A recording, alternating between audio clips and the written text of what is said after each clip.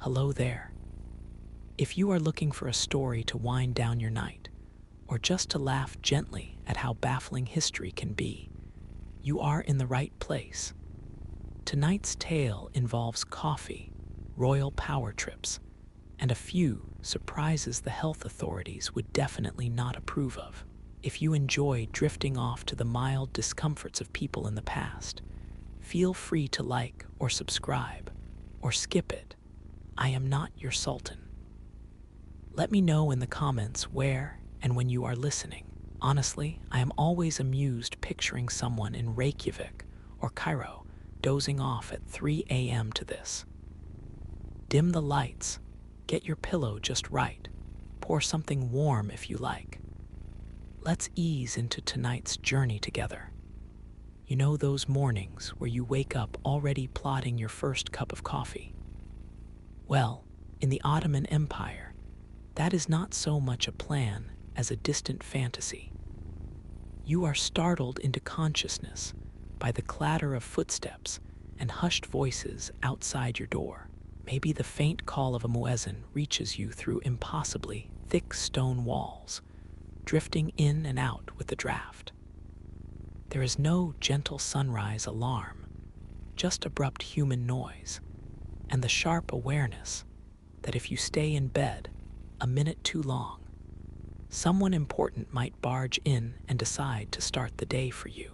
You peel open your eyes. There is a reason in this world why nobody looks well rested. The bed fights back. Mattresses here are stiff, uneven sacks that seem to specialize in growing their own lumps and hidden buttons. The pillow feels like it is half filled with rocks and mysterious old feathers. You try to stretch, but your neck catches on a ridge. The quilt smells faintly of dust and last winter, and the air above your face is even colder than your dreams. Give it a moment, your toes are likely numb.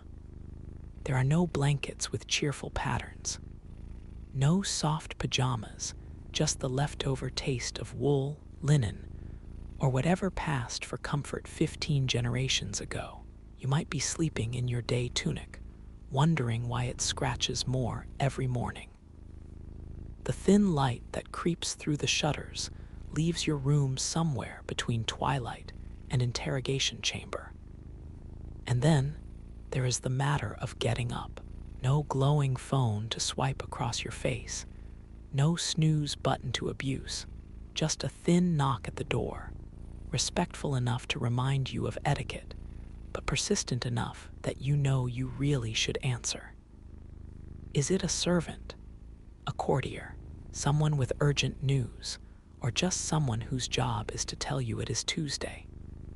You never know, but you do know you should look awake. Whether you are a wealthy merchant or a lowly scribe, the pressure is real. Stumble from your nest quietly, eyes half closed, and assemble whatever dignity you can scrape together in 3 seconds flat. Who gets to speak first? Not you. Rank is everything, formality is relentless, and nobody wants to be the one caught drooling or yawning. There is probably a specific way you are supposed to bow, or at least look alert, though your back is determined to stick in a hunched, unnatural shape. Your feet slap against ice-cold tiles as you shuffle toward the threshold. Meanwhile, your head pounds quietly, demanding caffeine, comfort, or a time machine. You glance at the room, a jumble of stiff fabrics, silvered mirrors that do not flatter, heavy shadows, and not a sign of central heating. No slippers waiting by the bed, just leather-soled shoes with the comforting flexibility of a breadboard. Your nose tingles from chill and ancient bedding. You catch yourself momentarily longing for those mythical pajamas you saw in a merchant's illustration. Striped cotton, they say, possibly imported from somewhere with fewer insects. So here you are, awake, not rested, and technically not allowed to complain. Guests, servants, and neighbors all expect you to look at least halfway conscious. The tough part is, the day has not even started, and already you are alert to the possibility of embarrassment by breakfast. This is morning in the Ottoman Empire. No filters, no foam toppers, no button-marked snooze. Just the honest discomfort of waking up under the watchful eye of tradition. Now comes the real challenge, surviving until coffee. So you survived an Ottoman morning and fully earned the right to dress for the day, if you can call what comes next dressing. Think less throw on whatever is on the chair, and more assemble yourself like a ceremonial cake, layer by itchy layer. You are starting with the dreaded undershirt, a rough linen or cotton affair that scratches in places you did not know you had. Above that goes another layer, then maybe a vest, and soon you start to feel like an onion with self-esteem issues. Are you already perspiring? Good, that means you are doing it right. Robes, yes, plural, are next. The fabric is thick, the dyes are bold, and if you select the wrong robe for your rank, you might get more than just side-eye in the corridor. Some colors are reserved for particular officials or royal flunkies. Others signal your own lowly status, or, if you are careless, accidental treason. Let us talk sashes. Not merely a belt to cinch your half-panicked middle, but an elaborate, winding strip of cloth that must be tied in precisely the correct knot. There are rules about who ties it for you, or whether you try to do it yourself while hoping nobody witnesses the fumble. Too loose and you are a slob. Too tight and you might faint before breakfast. And of course, embroidery, majestic, intricate, utterly unforgiving. One misplaced decoration, and you are sending a social signal you may not survive. Is your sleeve too ornate for your pay grade? Wearing peacock feathers when you really should settle for mildly competent sparrow? Bad move. You would kill for the anonymity of pajamas right about now. Or, really, even sweatpants, those elastic-legged miracles that require no courage and no guidebook. Meanwhile, you are not alone. A servant might stand behind you, folding and arranging the outer robe with the solemnity of a religious rite. You are not supposed to look him in the eye, but you are also expected to convey deep gratitude, somehow. So you gaze at the wall and try not to panic as he maneuvers a sash that could double as a sail for Venice's navy. Next, the headgear. Turbans must be wrapped with the confidence of a shopkeeper who has counted every coin in the bazaar. If you fumble the fold, it is not just a bad hair day. It is a public declaration that you are new, weak, or, worst of all, foreign. Weighted cloth presses down on your brow as you invent new ways not to sweat. Now, feet. Ottoman shoes rarely come up in bedtime stories, and you are about to learn why. Pointed, rigid, and almost defiantly unsupportive, the best pairs slip off at precisely the wrong moment and squeak in every quiet passage. You look down and wonder if it is too late for socks or inventing a time machine. And should someone see you trip, rest assured they will remember. You tie off the last layer, barely able to move, feeling like someone who lost a fight in the curtain aisle. Meanwhile, in another century, there are people sliding effortlessly into yoga pants, sipping cold brew, and taking smug photos of their bare ankles. You briefly wonder how sultans would have coped with athleisure. Probably not well. Here, every thread is politics. Every fabric is a test. Sometimes, just picking a sash color is a hazard worthy of footnotes and memoirs. Now, you are almost ready to face the day, assuming you manage to make it out of your room without breaking a cultural rule or spraining your pride. Welcome to the Ottoman morning. where getting dressed means surviving both the heat and the hierarchy. It is breakfast time in the Ottoman Empire, and your stomach is awake, though the rest of you is not convinced this counts as waking. Enter the dining hall, long, low tables, heavy cushions, and a small parade of faces who all know the rules better than you. That is the real main course, etiquette with a side of nerves. Coffee arrives first, thick and almost black, poured with the gravity usually reserved for royal decrees. You take it small and hot, the grounds swirling in the bottom of the cup like silt in a storm drain. Sip very carefully. There is always a moment of silent dread as the bitter sludge hits your tongue. If you grimace, someone will notice. If you finish too quickly, someone will notice even more. There is absolutely no polite way to discreetly avoid the last mouthful, packed as it is with coffee mud that might qualify as a building material. On the table, round loaves of bread, their crusts nearly as hard as your mattress was. You tear a piece, never slice, that is unthinkable, and wonder if it doubles as a weapon on bad days. There are olives, slick and ancient, rolling free the moment you look away.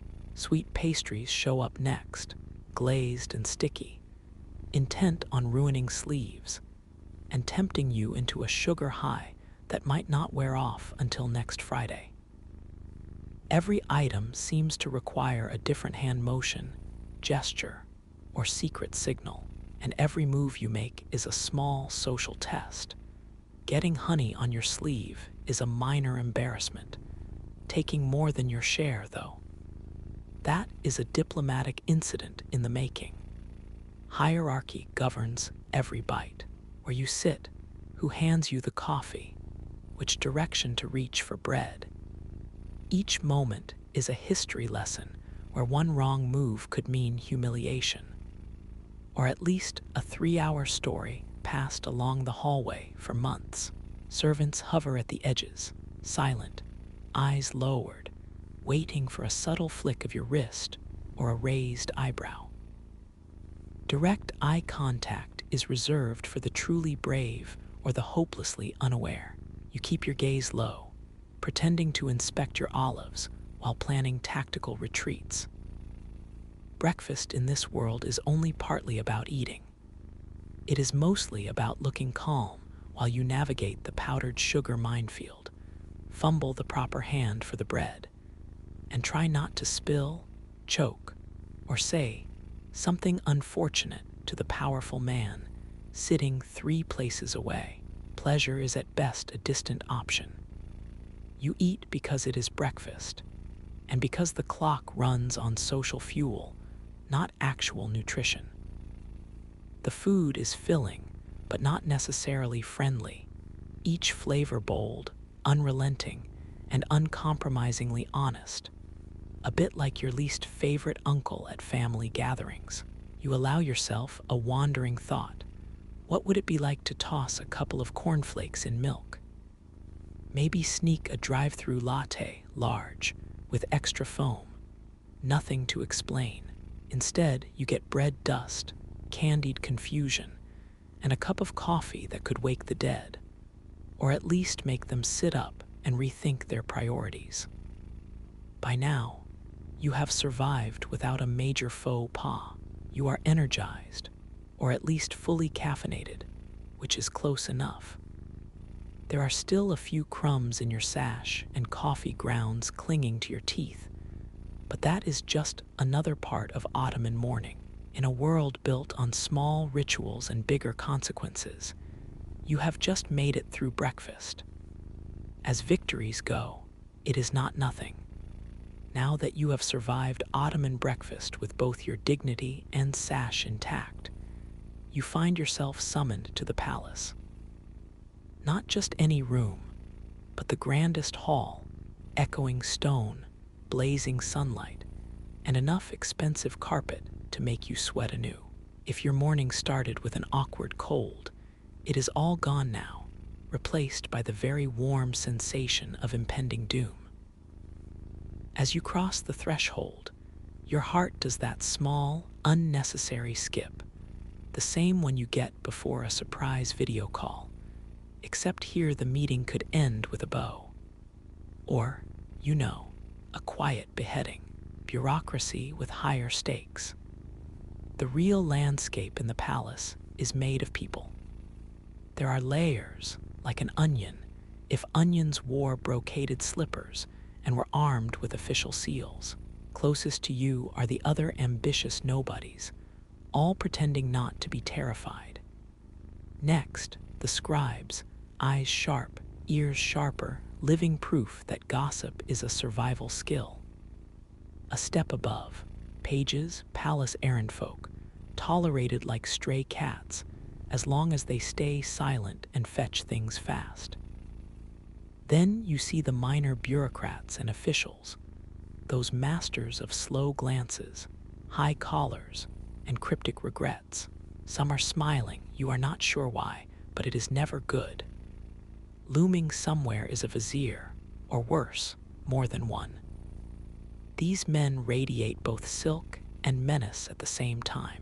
Just sharing a corridor with a vizier feels a bit like standing under a leaky roof in a thunderstorm. You probably will get wet, but you never know if it is just rain. Social rules here are as complex as the calligraphy on the walls.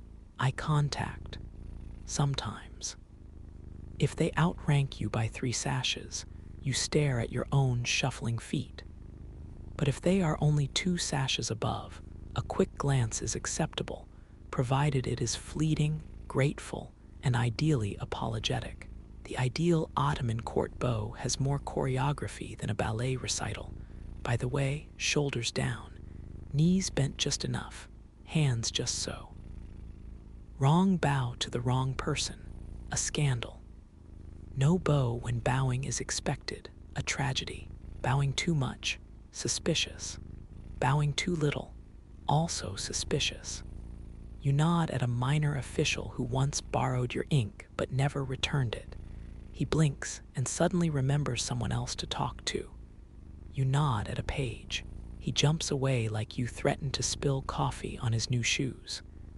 In the background, a vizier looks across the hall, eyes sweeping the room like a falcon.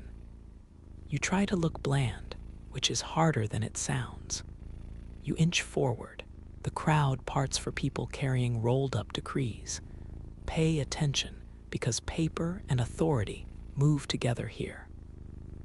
You catch yourself checking your posture. Embarrassing slouching is not an option. In this environment, slouching is a political statement, and not one you want to make. Ideally, nobody notices you at all. If people are talking about you, it almost certainly means you have already made a mistake. Now, the truly dangerous part. Greetings. You murmur something just loud enough for a nearby clerk to pretend they heard, while scanning for any sign you have greeted the wrong person. Whispering the wrong honorific could earn a lifetime of rumor or, technically, an abrupt end to your ambitions, and possibly your breathing. On your left, 2 scribes debate in hushed voices. You think about what awaits if you interrupt. Bloody scribbles in the margin. It seems wiser to pretend to fumble with your sash, or simply contemplate the benefits of being invisible, which is, in Ottoman court, always undervalued. You may find all this familiar in a twisted way. Anyone who has hovered outside an office or waited before sending a risky Slack message knows the feeling.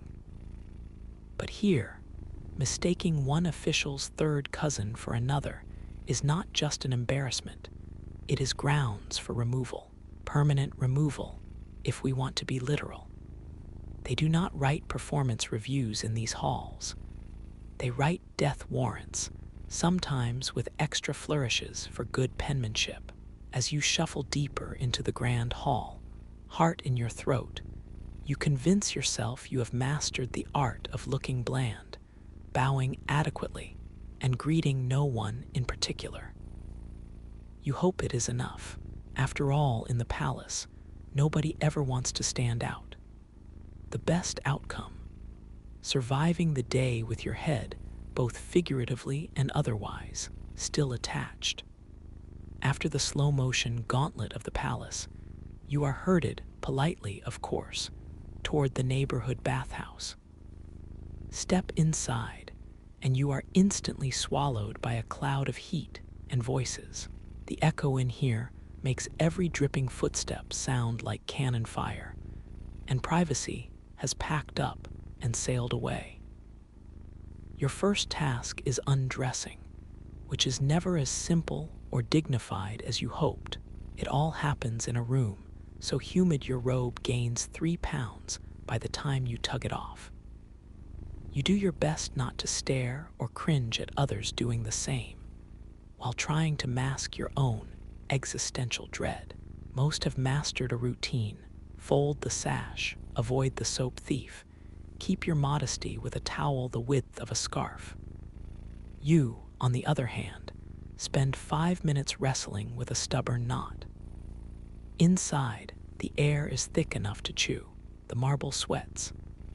Clouds hover just above the benches, hiding bodies of every rank and size, but ironically revealing the scars and awkwardness that uniforms try to patch over. You take your place, nowhere near your rivals. There is always time for silent competition here. You try to look both relaxed and disciplined, a posture that only makes you look like you might faint at any moment. A eunuch drifts past, eyebrows raised, spotting every faux pas. He is the unofficial referee of steam and decorum, and he remembers every mistake. His look holds the tiniest smirk, equal parts amusement and gentle warning, as he hands you a bucket that has seen things it never should have. The bath attendant materializes with a smile far too cheery for someone who spends their morning in other people's steam. He greets each bather with a kind of forceful optimism normally reserved for street performers or deeply caffeinated street vendors. You try scrubbing, but the soaps are soapy mostly in concept, and the scrubbing mitt feels like sandpaper. The pace is communal. When everyone splashes, you splash, hoping to avoid being noticed for scrubbing either too hard or not enough. A few competitive types flex under the surface, as if bicep size translates directly to tax collection skill. Small talk circles awkwardly. Some men boast, others complain, and someone always finds a way to mention the price of lemons. If anyone actually relaxes, no one admits it. Slippery tiles keep you at attention. One false move, and you risk a bruised ego and a humorous story retold at court dinner. You keep your gaze about shoulder high, careful not to make eye contact except for the polite nod or two. Somewhere in the haze, conversations drift toward philosophy, family, or the best way to avoid scalding yourself. Some folks seem right at home in this public sauna, but you know deep down you would trade your next week's allowance for 5 minutes alone in a bathroom with a door that locks. Here, every sense is challenged. The scent is an ambiguous blend of steam, skin, olive oil, and nervous anticipation. The soundscape is a blur of laughter, water slapping marble, and towel snaps. You remind yourself that, one day, people will twist a handle, step into a miracle called a private shower, and never once schedule their self-consciousness. But that is not today. Here, your sweat is public, your awkwardness is shared, and everyone seems to play it off with a joke, even if you suspect it is just another part of the humid ballet routines of survival. Emerging from the bathhouse, you are barely dry before it is time to launch into the everyday circus known as work. The Ottoman day is not one of leisured reflection. It is a blur of errands strange and repetitive, chores that grow like weeds, and a background tension that suggests at least one person is always taking notes on your performance. If there were HR departments here, they would carry swords instead of stationery. The first hurricane of chores might be sweeping corridors wider than your house, or sifting through letters to ensure the Sultan's ink has not dried with the wrong flavor of wax seal. You haul rugs out for a beating, not literally, though after this morning's palace visit, you suspect that could be arranged for the less diligent. Then comes the cycle of preparing for guests you may never meet, setting out trays and cushions arranged with a kind of anxious geometry you suspect nobody truly appreciates. Running errands for the higher-ups is a masterclass in humility and risk management.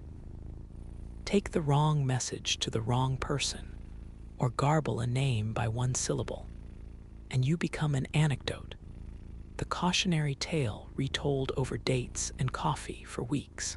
You rush across tiled floors past closed doors, always adjusting your tunic or your attitude, praying someone behind you is not adding up your mistakes one by one. The paranoia is standard issue. You cannot even trust the silence. Gossip is a competitive sport here. Maybe someone is listening around the corner, or just pretending to nap on a divan while eavesdropping on your poorly chosen words. You speak carefully, measure every compliment and apology, and triple-check whether you are being too quick with the bow or not quick enough. Nothing says selfless ambition like preparing baklava for a guest table, only to be told you used the wrong nuts, the wrong order of presentation, or, your personal favorite, not nearly enough gratitude in your posture. You will never know if your boss prefers his towels folded the left-handed way. But if you get it wrong, he will likely drop a comment about your family's agricultural prospects anyway. One time, you offered what you thought was a safe greeting, only to realize you used a phrase reserved for funerals. The look on everyone's faces as the guest tried to swallow his pastry told you all you needed to know. Perfume is another trap. Too much and you are remembered for all the wrong reasons. Too little and you blend in with the herd. Pick the wrong floral note and suddenly it's, the one who smells like cut onions. Social minefields thrive in the most innocent corners of the day. Every smile, every gesture, a tiny audition for a role nobody ever lands long-term. Even the work you do well is quietly ignored. Impress a supervisor, and you are lucky to get a nod, perhaps a vague promise of someday. Mostly, you plot survival strategies and drop subtle looks of enthusiasm, all while straining not to trip over the hems of your ambition. Who needs comfort when you have the satisfaction of not messing up, this hour at least? Compared to this, modern jobs are almost a luxury. Sure, your emails might go unread, and your boss may never learn your name, but at least if you forget to bring the right coffee, you only court a demotion, not, say, a lifelong exile in Anatolia. Probably. Here, it is endless. Chores, glances, whispered rules, and the itch that comes from never quite knowing if you have passed the day's test. By sunset, your shoulders ache, your nerves feel pickled, and the anxiety of being watched lingers like the scent of olive oil. Keeping up with the Ottomans is exhausting, and you still have to polish your shoes for tomorrow. As sundown cools the city, and you finally step back indoors, the official chaos of your Ottoman day gives way to something quieter, but not entirely restful. The evening meal is less ceremonial than breakfast. but it has its own silent script. Family files in, settling around a low table, each person weighed down more by unspoken calculations than by their plates. You chew through dinner, half listening to a sibling's careful tale about a neighbor's misfortune, every detail just vague enough to avoid direct insult. Pass the bread, but watch the tone. Share the figs, but not too generously. Someone will read into that. Conversation hovers in a gentle zigzag between domestic errands, petitioned favors, and who had the oddest luck today. Even laughter carries layers of nuance, offering solidarity, or just as easily, polite warning. Someone hints that the youngest cousin is suddenly ambitious. Everyone responds with what can only be described as strategic silence. Gossip is the evening's secret seasoning. A sister whispers what she overheard in the market. An uncle pretends not to care, but stores every detail for a future bargaining chip. It is never clear who is plotting, but everyone assumes someone is. You find new appreciation for the subtle arts, switching topics mid-story, nodding at the right time, keeping alliances unspoken but never untested. Occasionally, a knowing glance is traded over the lentils, a soft alliance, for now, until fortunes shift. Tiptoeing around family drama is an after-dinner exercise. A cousin brings up a debt owed, and the air tightens. Someone jokes about the neighbor's goat, and the room quietly recalibrates. You have a mental map of every grudge and half-forgiven slight, and navigate it with the grace of a diplomat crossing a frozen pond. Even the children pick up on the signals, switching from arguments to placating the elders with suspicious ease. No family group chat could ever deliver the slow suspense of a single Ottoman evening. There are more secrets in the silences than in a year's worth of text threads. Eventually, plates are cleared, and the day's fatigue settles in. You listen to a parent's gentle warnings about tomorrow. Be careful who you trust. Avoid the one with the bright sash. Remember not to repeat what you heard at the bakery. Everyone nods, some more earnest than others. The unsaid takes up as much space as the modest desserts, and for a moment there is a peace built not on comfort, but on the careful balance of holding your tongue. The candles burn lower. Someone stretches, someone else yawns, and the house grows quietly anxious for morning, as if everyone is already calculating tomorrow's rumors before they happen. You feel the fatigue of the day, social more than physical now, and let it gently carry you closer to sleep, bracing for the next round of polite intrigue. Not dramatic, not dangerous, but always, always, a game played by those who know that in the Ottoman Empire, information, allegiance, and silence are the only real currency after dark. You finally return to your cot, the same lumpy monument to bad sleep that started your day, now even less inviting. The air in the stone room is sticky and slow, warmed by bodies, candle smoke, and all the complaints you could not say out loud.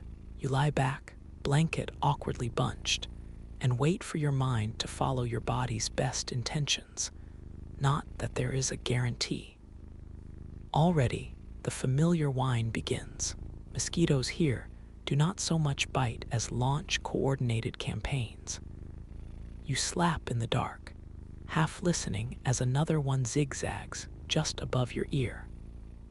Once, long ago, you imagined royalty had solutions for this. Turns out, the only mosquito net anyone can afford is called patience, and yours is thin. Outside, the city only pretends to sleep. Voices echo in alleyways. Somewhere a cart rattles home, and you catch the distant notes of a restless dog stirring up business it cannot finish. Each sound is a reminder that your neighbors are every bit as sleepless, and almost certainly plotting their next social leap before sunrise. You replay the day's parade of small regrets. Should you have bowed lower to the court blacksmith? Should you have whispered, rather than spoken, to the official with the elaborate brooch? Was the eunuch in the bathhouse actually smiling with you, or just keeping score? That small compliment you gave at dinner, did it sound sincere or suspicious? Your head cycles through these questions, while your body itches under a sheet that never aired properly. There is no lavender oil, no soothing playlist.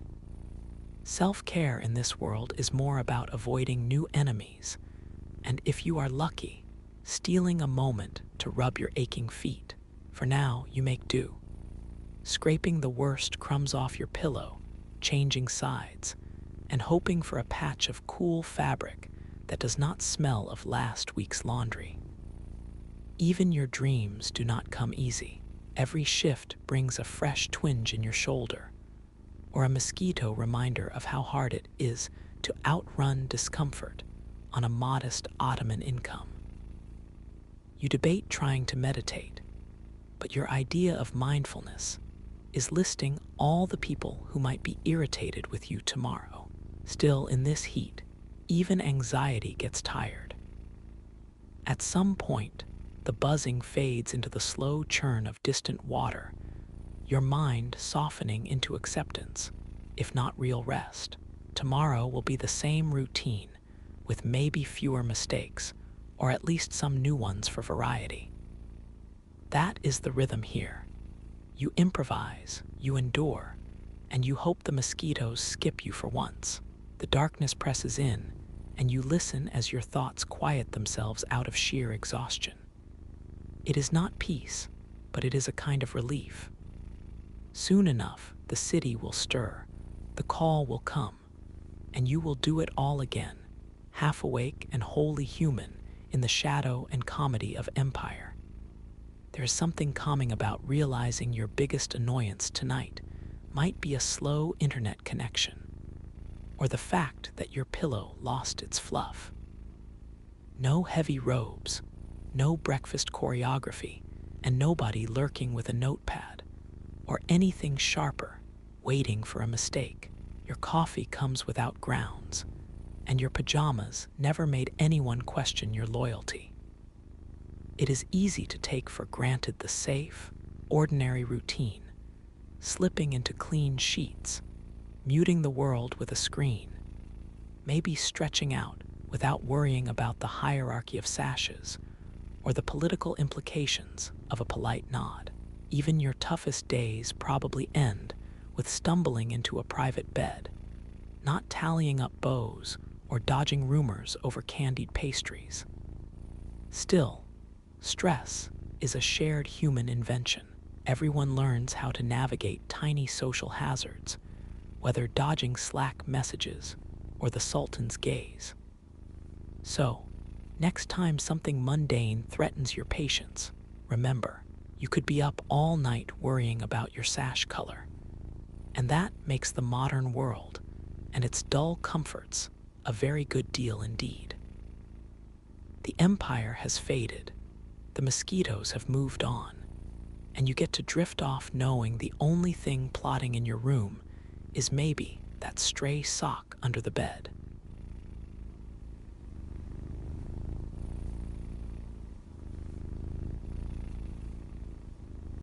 In the farthest reach of the northern highlands, as dawn withdrew the last of its hoarfrost from the lacy heather, Eily moved softly, her bare feet memorizing the cool, worn planks of her grandmother's cottage floor. The year could not be said precisely. Village calendars marked months by the arrival of birds and the first sight of mist curling up from the loch. But time, like the hills themselves, passed with slow and ancient patience. Beyond the window, the glen unspooled, a hush of undulating grass broken by the crumpled stone of sheepfolds, and the wind's ceaseless combing through the bracken. In that hush, the beat and hush of the loom was its own river, a current threading through generations. Her grandmother, Mora, sat perched at the wooden frame, hands gnarled as the rowan roots outside, coaxing threads into the familiar geometry of the clan tartan. Crimson, conifer green, gold, the warp and weft came together with a rhythm learned before memory. Eiley watched, small and intent, tracing every deft movement, every patience and correction. The tartan, Mora whispered, was more than cloth. It is story, Moji Hraid.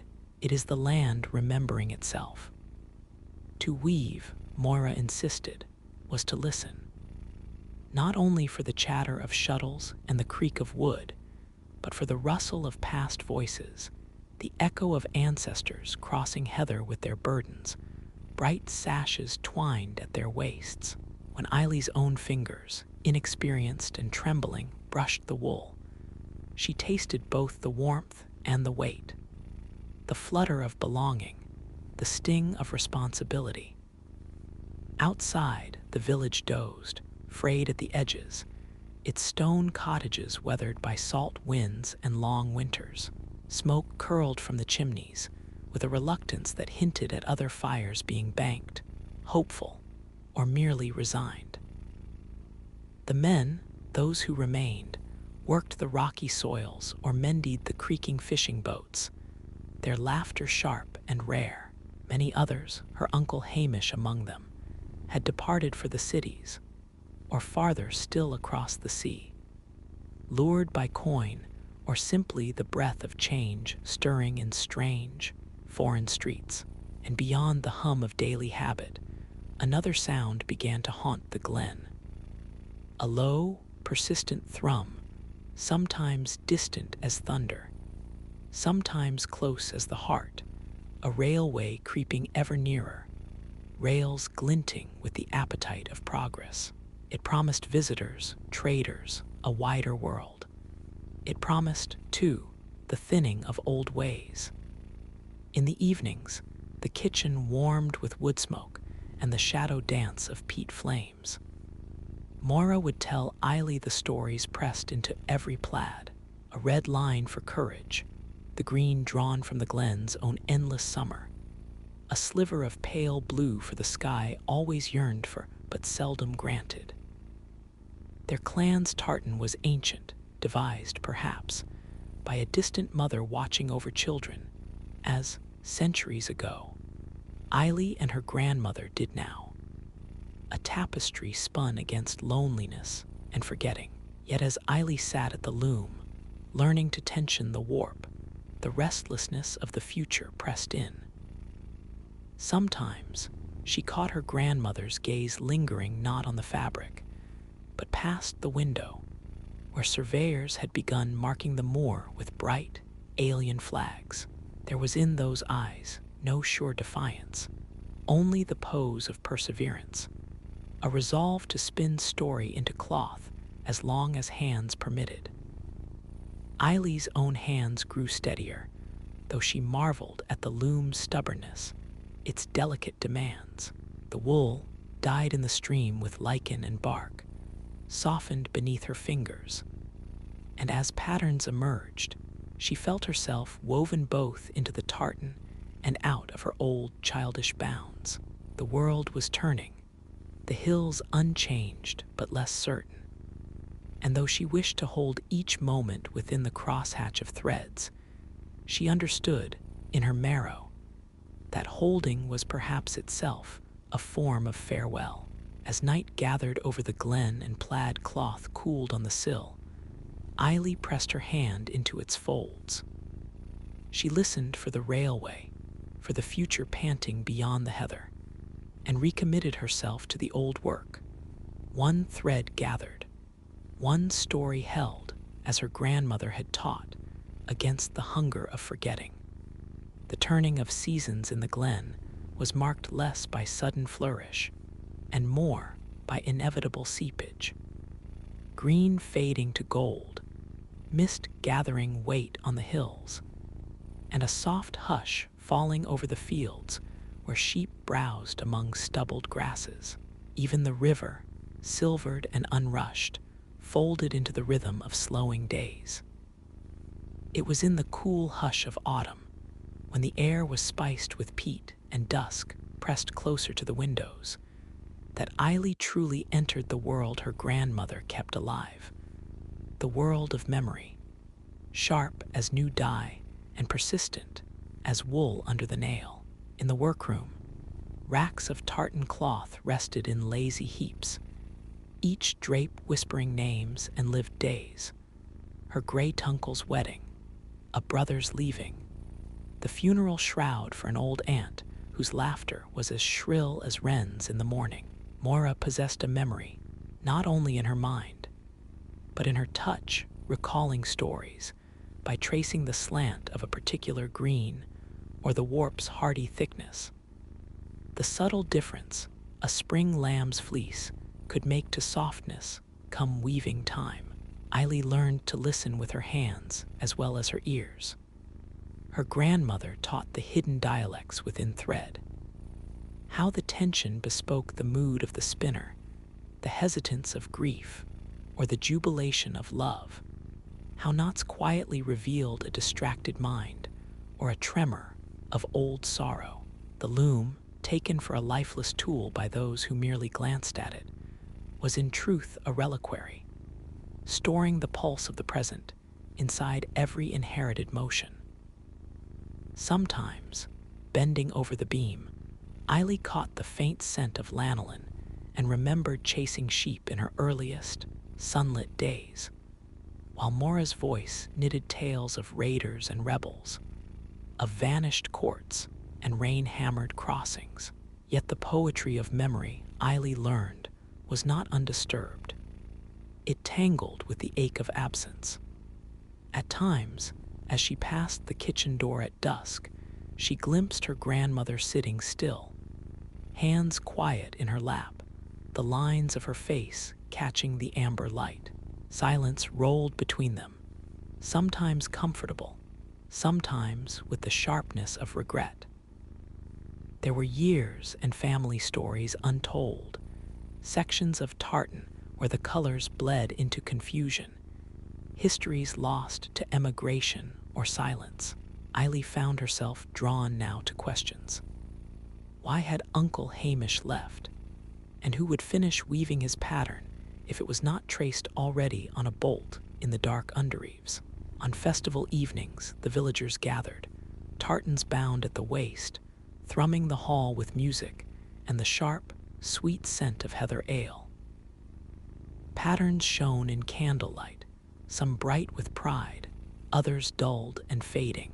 As Eily danced among cousins and neighbors, she felt, for the first time, the strange gravity of tradition.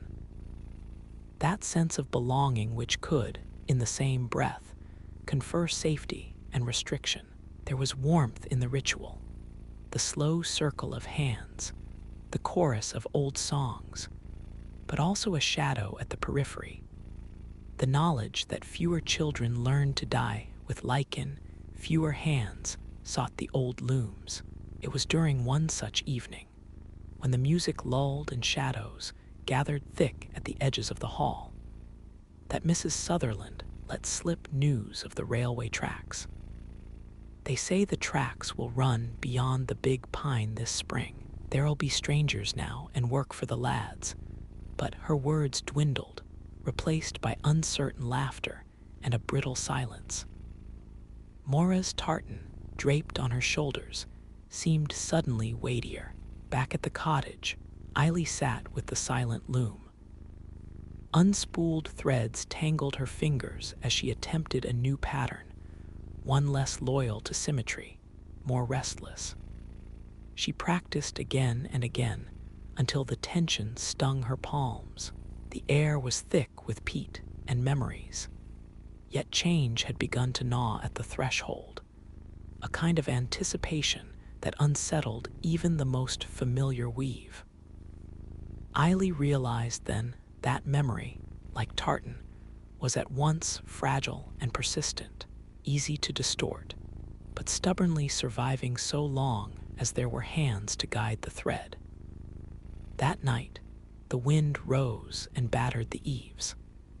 Eiley pressed her palm to the tartan newly woven, feeling every loop and turn, every echo of laughter and silence. There was pain and promise in the cloth. She understood that what she inherited was more than pattern. It was expectation, and it was hope. Outside, beyond the fields where the surveyor's flags now drooped in rain, the future waited, silent and unbraided. But within the cottage, thread by thread, the past refused to loosen its hold. Winter in the highlands pressed inward, sealing the glen in a hush so profound that the faintest tread across rush mats seemed sacrilege. The mountains wore crowns of hoarfrost, a silent regality broken only by the occasional cry of distant crows, while the loch, sheathed in brittle ice, held the sky's pallor in its cold embrace, with the sheep driven to lower pastures and the earth rigid beneath their boots. Villagers clustered around hearths, their world shrinking to the border of stone walls, and the inventory of what remained. Eiley, now more adept with shuttle and beam, felt the winter as both a season and a presence, one that hollowed echoing space for memory and uncertainty alike. In this restraint, the oldest stories took on sharper relief, surfacing in Moira's tales and in the wary eyes of elders who remembered darker times. The clearances, when whole families were plucked from soil and belonging by writs signed in distant English hands. The tale had been hushed in Eiley's childhood. Yet now, as she sat closer to the peat glow, ears stung by the sharpness of absence, she sensed how such loss braided itself into every thread of their tartan. Moira recited these histories on cold evenings, her tone laced with the brittle defiance of those who had endured. It was not always railway and rumor, she murmured, but men in red coats standing by the byre, leases torn, our sheep sent east, our people west. Her voice gathered other memories, the pain of fields left fallow, of cottages roofless and weavers gone silent, pressed into exile or servitude overseas. Eiley envisioned these ancestors, ragged dignity, tartans clutched to their shoulders as both shield and banner. The patterns she wove now were replicas, but each stripe shimmered with old resistance, a promise stitched in wool that their story would not be erased by the empty sweep of moor or edict of a distant crown. Yet the present pressed urgently against these recollections. One morning, the village awoke to find a party of surveyors and men in somber coats at the edge of the glen. They hammered stakes, measured lines, muttering in clipped English. Eiley spied them from the ridge above. To her, their language was more foreign than any myth, yet its meaning was unmistakable. An official, hatted and severe, visited every door with the weight of authority veiled in politeness. Offers were made for land, for labor on the railway, for leases in distant towns, and gentle warnings, too, about what would follow if progress were refused. The men of the village stood silent, fists buried in their pockets, their pride a thin shield against inevitability. Moira received the envoy with a tartan shawl pinned at her breast and deliberate patience. She spoke in the tongue of her mothers, Gaelic syllables soft and weighty, and though her words met no answer, her dignity, woven and unwound 1,000 times, held a space the official could not easily cross. Later, under lamplight, she told Eiley, "They offer coin for what they do not love. They offer futures that are not ours.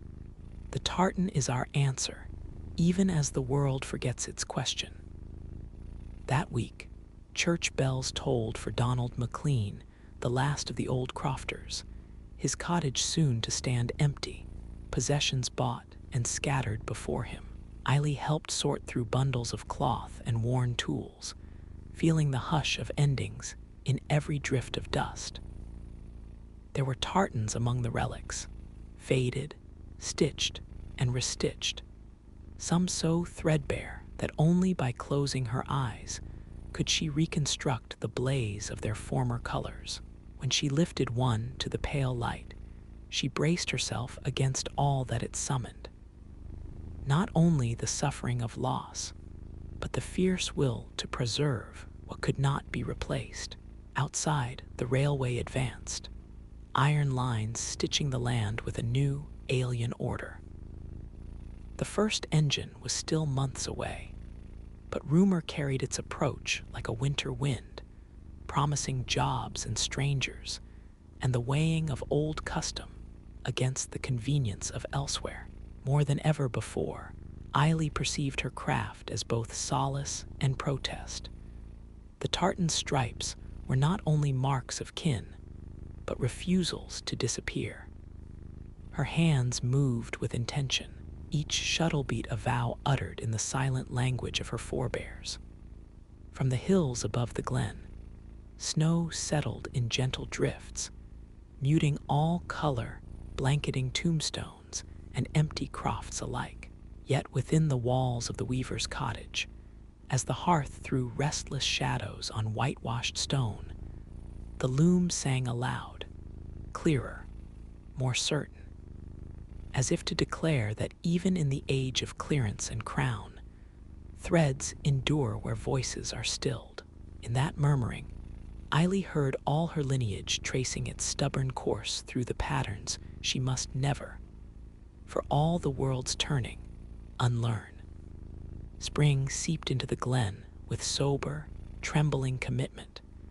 No triumphant return of color, but the slow emergence of green blades through thawed dark earth, and the persistent drip of new life from every mossed stone. The railway, now a rude silver arc across the moor, seemed to reflect all that was changing, its silent, waiting promise both bridge and cleaver. Each day, strangers arrived, laborers and gentlemen, surveyors and traders, bearing accents and customs unfamiliar to the tight-knit weave of the village. Eiley moved among them with measured quiet, neither welcoming nor openly unkind. She watched her neighbors bargain with uncertainty. Some gripped the prospect of wage and movement tightly, while others clung all the harder to dwindling flocks and ancestral plots. The loom in her grandmother's cottage became a kind of sanctuary, but also a stage on which her own power and its limitations played out. Under Moira's unflinching tutelage, Eiley abandoned any notion of weaving as mere repetition. Their work was now an act of deliberation, a slow, secretive collaboration of defiance. Each pattern, whether traditional or newly invented, was a code.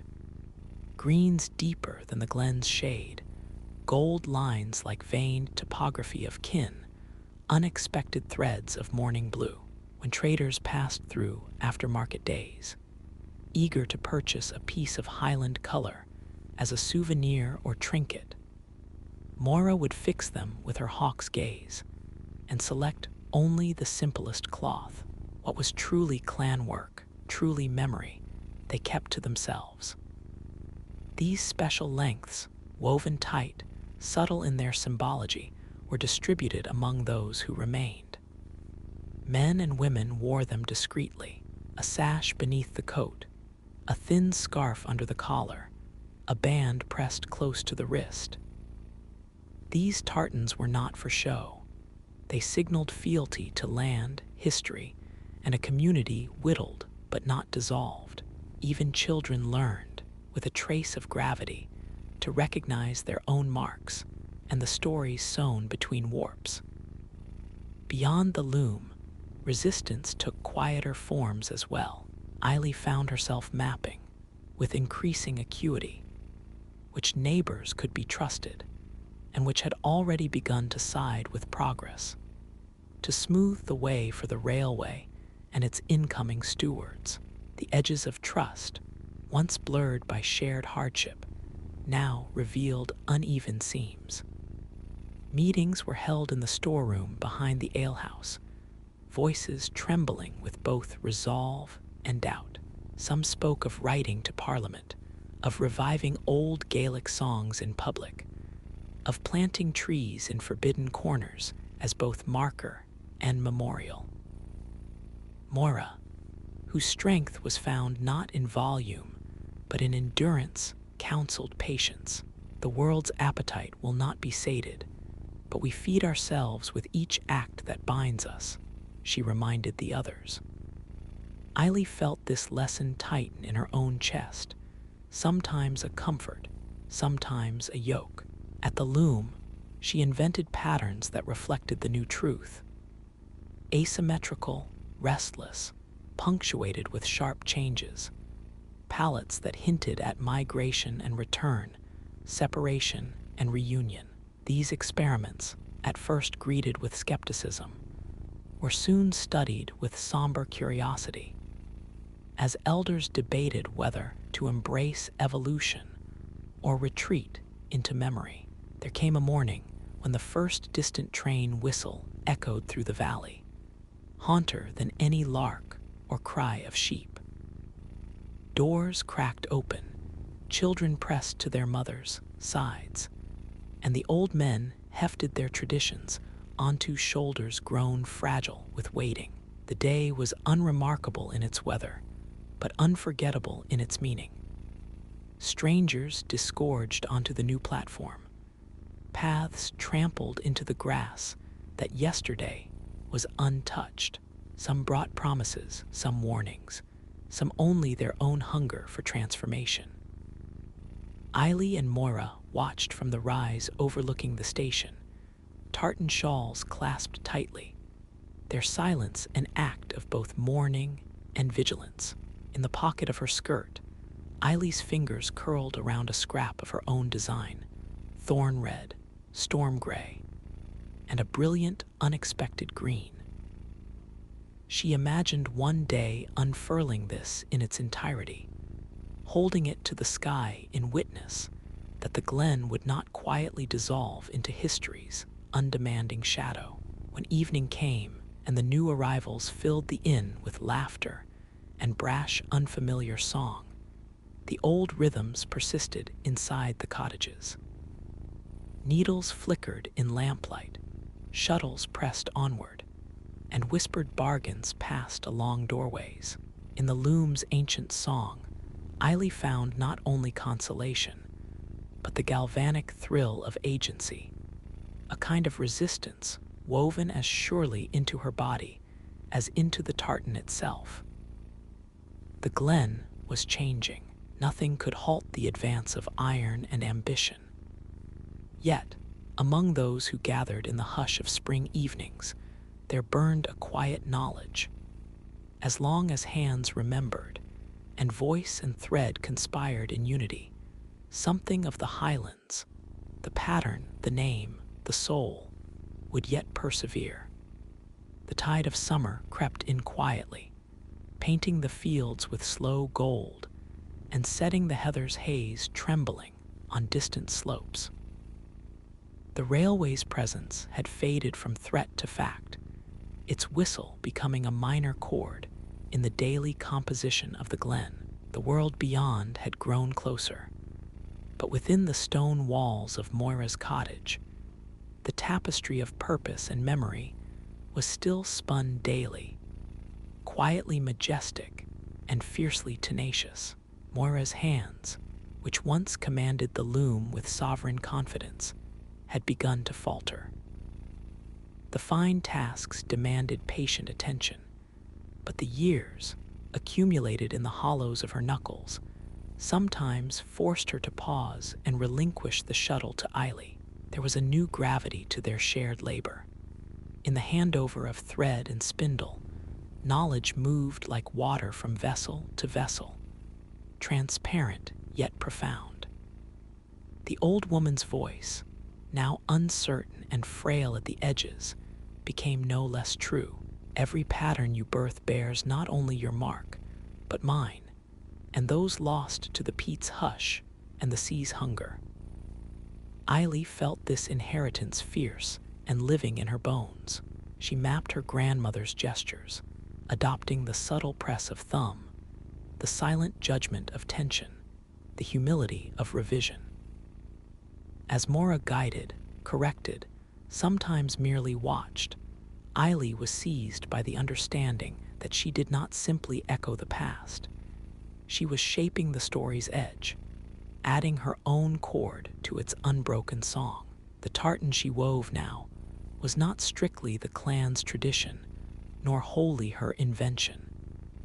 It carried the legacy of place, threaded with the difficult understanding that survival sometimes required the courage to alter the pattern. The village, too, was shifting.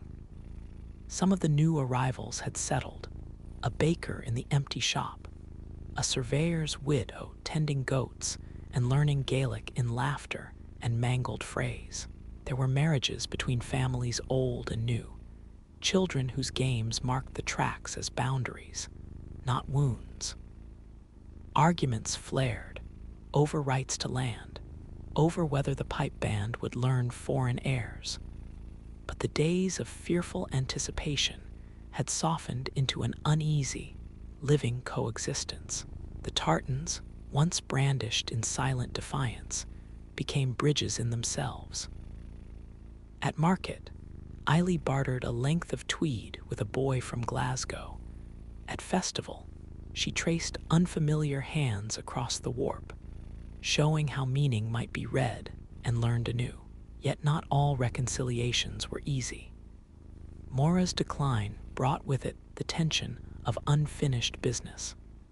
Patterns left half-warped, stories at risk of fading as soon as lips weakened. Eily stayed long nights by her grandmother's bed, the house blurred by lamplight and the memory of all it had witnessed. Sometimes Mora would rise from sleep, voice fighting the limits of breath, and recount old grievances, justice denied, kin scattered. The ache braided through every border of the tartan. At other moments, she spoke in riddles, her wisdom elliptical, offering comfort that felt both ancient and terribly transient. Threads break, lass, but something remains, sometimes only the singing in the silence. The end, when it came, was gentle, born on an early autumn wind.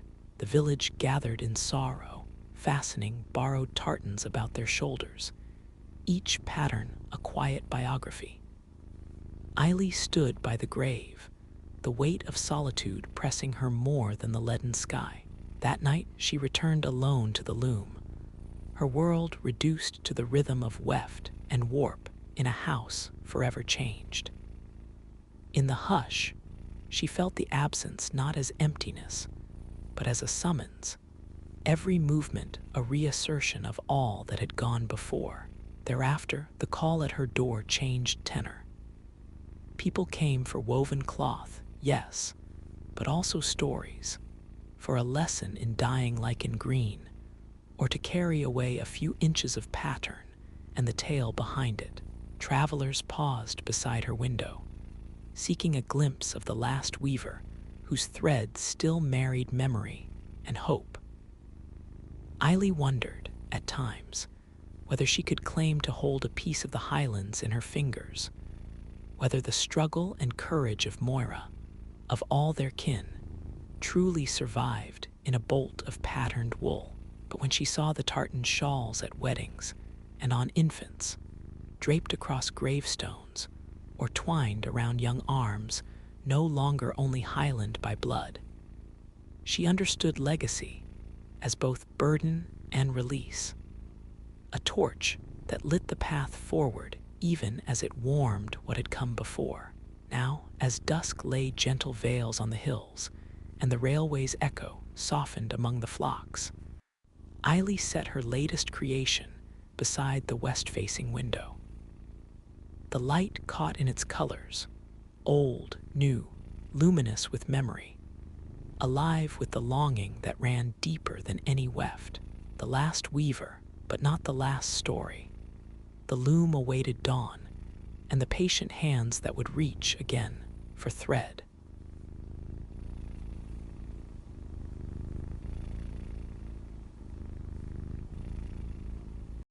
On the far southern plain, where dawn rides low and soft dust sleeps beneath the veldt grass, the village of Cumulo daubed its houses with ochres and indigos, curving wild lines and tidy geometry across their walls. In this place, the Ndebele people set down roots generations thick, each name and memory pressed between the river reeds and the sun-baked ground. The wind came as a gentle hand some mornings, combing through beadwork strung in doorways, the beads clicking, a tongue of color and rhythm that belonged, unbothered and ancient, to the heartbeat of Mzansi's childhood.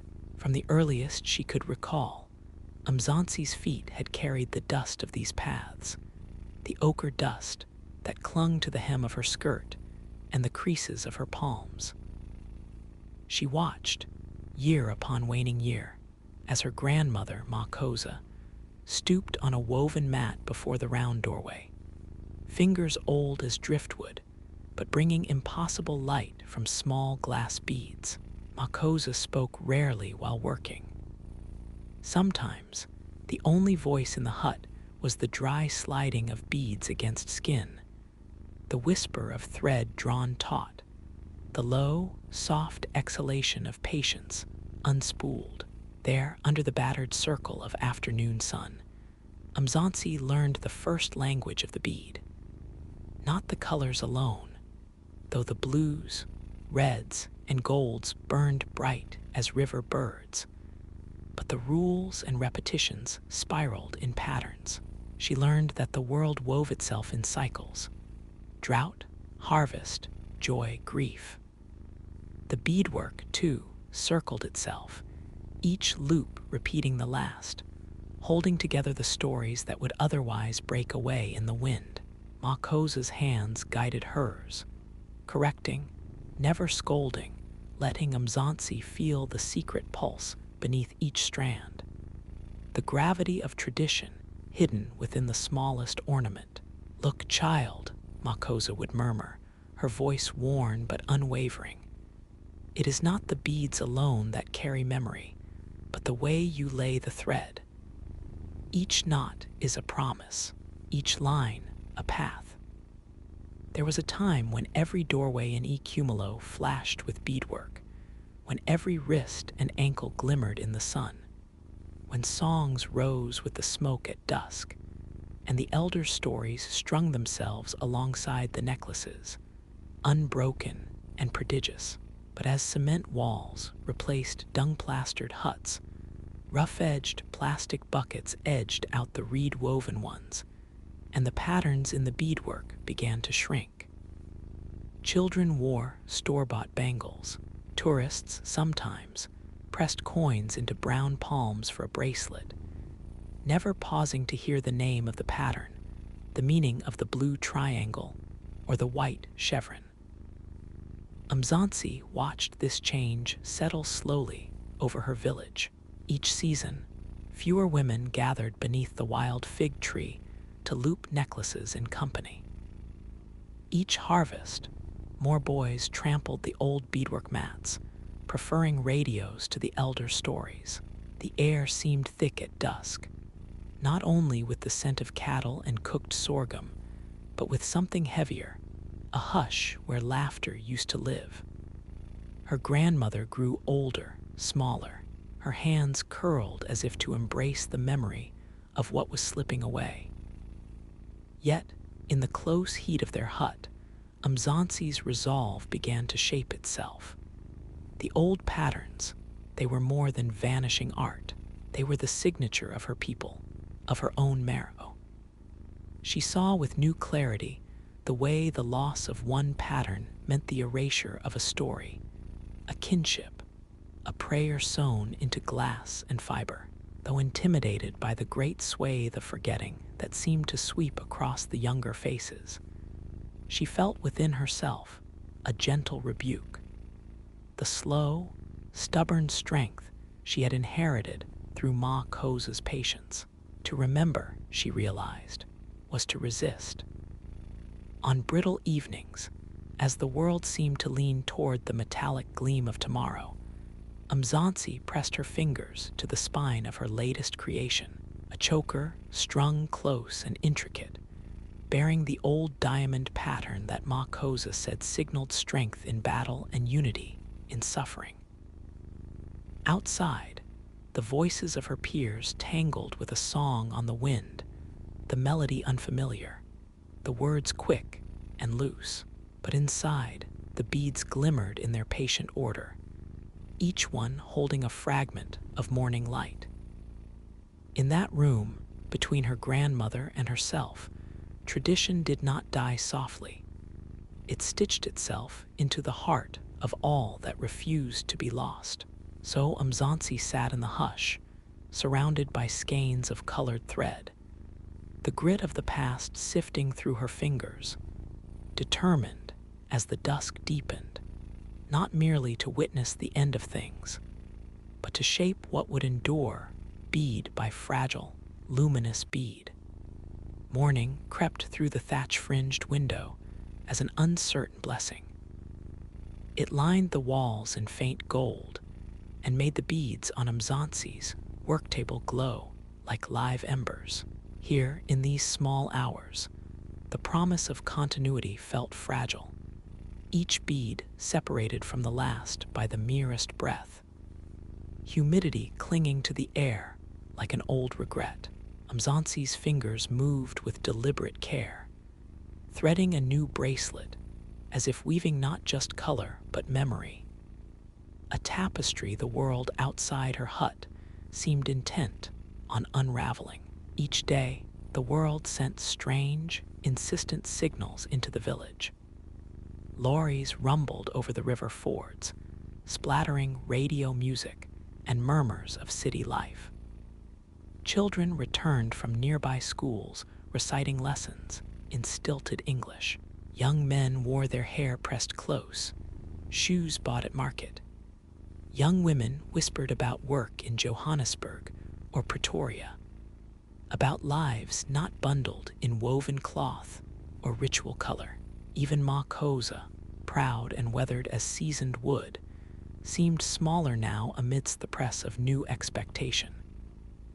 Yet, amidst change, acts of defiance could carry a gentle quality, unnoticed by those who did not look closely. Mzansi's hands, guided by years of observation, continued to string glass upon glass, with a diligence born not from nostalgia, but a quiet, practical refusal.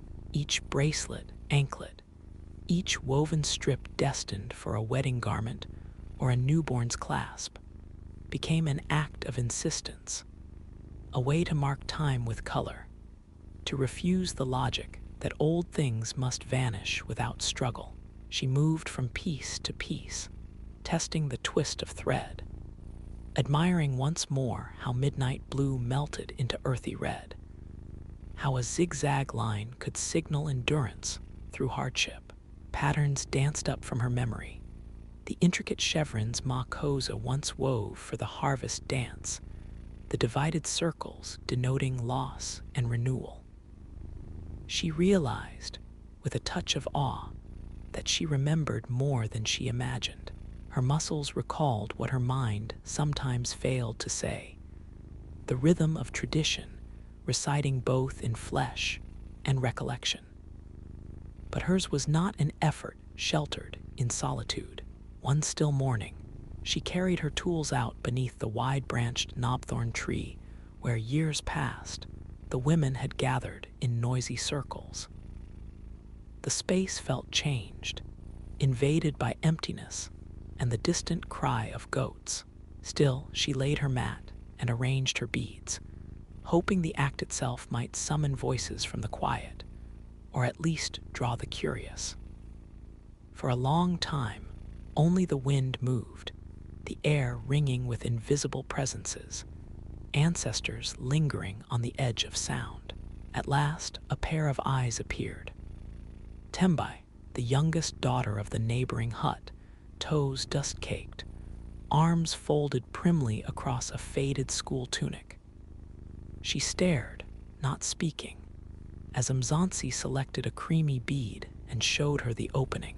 You see, you pass the thread through like this. Not too tight, or the line will break. Not too loose, or the beads scatter and the story is lost. The girl's skepticism mixed with curiosity, but as beads gathered in shapes beneath her hands, something changed in her gaze.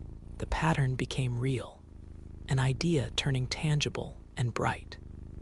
Soon, a few more children hovered nearby, drawn not by command, but by some animal urge to watch, to touch beauty forming from small, common things. Young boys who once mocked the old lady's crafts lingered, unable to disguise the wonder at how simple glass could hold meaning beyond its smallness. Mzansi spoke little, yet each gesture became a lesson. As she worked, she began to retell the stories behind each motif, not as formal recital, but as living, breathing context. This blue, she explained, means the river after the first rains. If you break the line here, it signals the loss of a brother. If you double the red, it is for great joy in a marriage. Stories, she saw, were more resilient than stone. They traveled in hushed voices and glances, in knots and twists, circulating like seeds on the wind, always looking for ground where they could rest. Before long, even the grandmothers who had retreated from the world's changes wandered over, finding solace and recognition in the echo of former gatherings. The circle reshaped itself, wider, quieter, but still vital. Laughter returned, shy at first, rising in fragile crescendos. Through these mornings and long afternoons, Mzansi felt herself at once anchor and drifting vessel, the patterns passing through her, but belonging always to something larger. Bead-making was no idle pastime. It became, in her hands, a deliberate form of resistance, not in noise, but in obstinate, beautiful repetition. Each strand doubled as a refusal and a hope, strung out beneath the shade tree as defiantly as banners on a battlefield. In resisting the world's dissolution of pattern, Mzansi saw herself reflected, not only as the last of the beadmakers, but as the first in a line of those who might dare, quietly, to begin again. Time moved with an uneven gait in Ecumulo, never quite surrendering to the push and pull between old and new. By mid-season, the land was awash in the first shivers of green as rain coaxed sprigs from the sleeping earth. It was not just the world outside that hinted at renewal. Within her, Mzansi found the delicate beginnings of hope, an unfamiliar buoyance stitched unexpectedly through the gray weave of her days. She noticed it first in small things, how Tembai, once restless and impatient, now lingered over color choices, as if assembling a secret bouquet.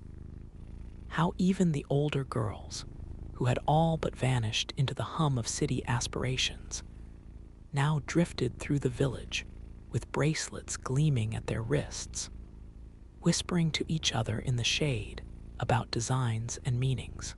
Hope, Mzansi realized, arrived quietly, spreading from hand to hand, bead to bead, an unhurried contagion born not of speeches or persuasion, but of deeds repeated with subtle devotion. The resurgence of interest became apparent on market day. The village square unfurled itself in riotous color. Vendors leaned against baskets of maize and bottles of home-pressed oil.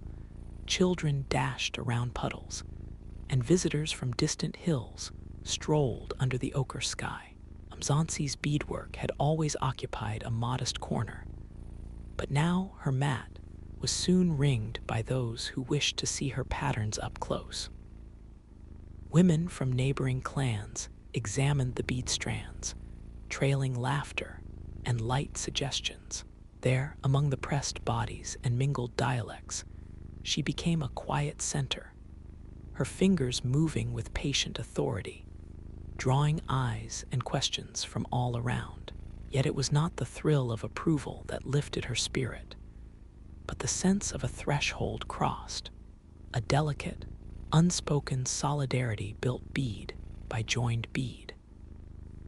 As the day waned, Mzansi watched a trio of older women show a visiting girl how to finish the silent knot at the end of a choker. The motion passed down as if nothing had ever threatened its extinction. These moments breathed warmth back into the commons. They gave a human face to what might otherwise have become only memory, a tradition reawakened in the cool light of present longing. Still, hope asked more of her than simple survival. Evenings were not left to the comfort of repetition. They pressed her to invent, to push the old shapes into new contexts. Alone in the flickering lamplit hush, Mzansi found herself daring to improvise. She measured out colors unused by her ancestors, rich emerald, shards of pale rose, threading them into the classic patterns, and holding them to the lamplight, uncertain but expectant. Some arrangements brimmed with a sharp, unsettling beauty. In these experiments, she sensed not betrayal, but the ongoing conversation of tradition, a widening circle, always open at its edge to let in more sky. On such a night, Makosa, so often folded in sleep before the coals, looked over the beads glinting in this new array. Her lined face, for a moment, was as undecipherable as the woven maps of old. Then she traced a finger along one length of necklace, pausing at a twist where the pattern diverged, a shape never named before in the family. Each color means something, she reminded softly, searching Mzansi's eyes. But meaning can grow as we do. If your hands are true, the beads will remember. Buoyed by this rare gift of blessing, Mzansi made bolder choices. She listened for the pulse of the season, the longings of her own heart, and wove these into new, unnamed forms. Children began to recognize her work by the way the colors ran, a mark not just of preservation, but of adaptation. In time, neighbors commissioned her not just for ritual garb, but for personal pieces, symbols of change and belonging. A gaudy rain green for a girl's coming of age, a dusky rose for healing after loss. The language of beads, it seemed, was expanding, absorbing the hues of lived joy and complex sorrow alike. One evening, as the sky surrendered its heat for a streak of cool blue, the village gathered for a wedding. Two young lovers whose families had once quarreled over cattle and garden plots now came together beneath the ceremonial tree. There, among the assembled kin, Mzansi's work adorned the bride's neck in shapes old and new. Traditional diamonds in the collar, wide bands of green signaling a wish for peace and renewal.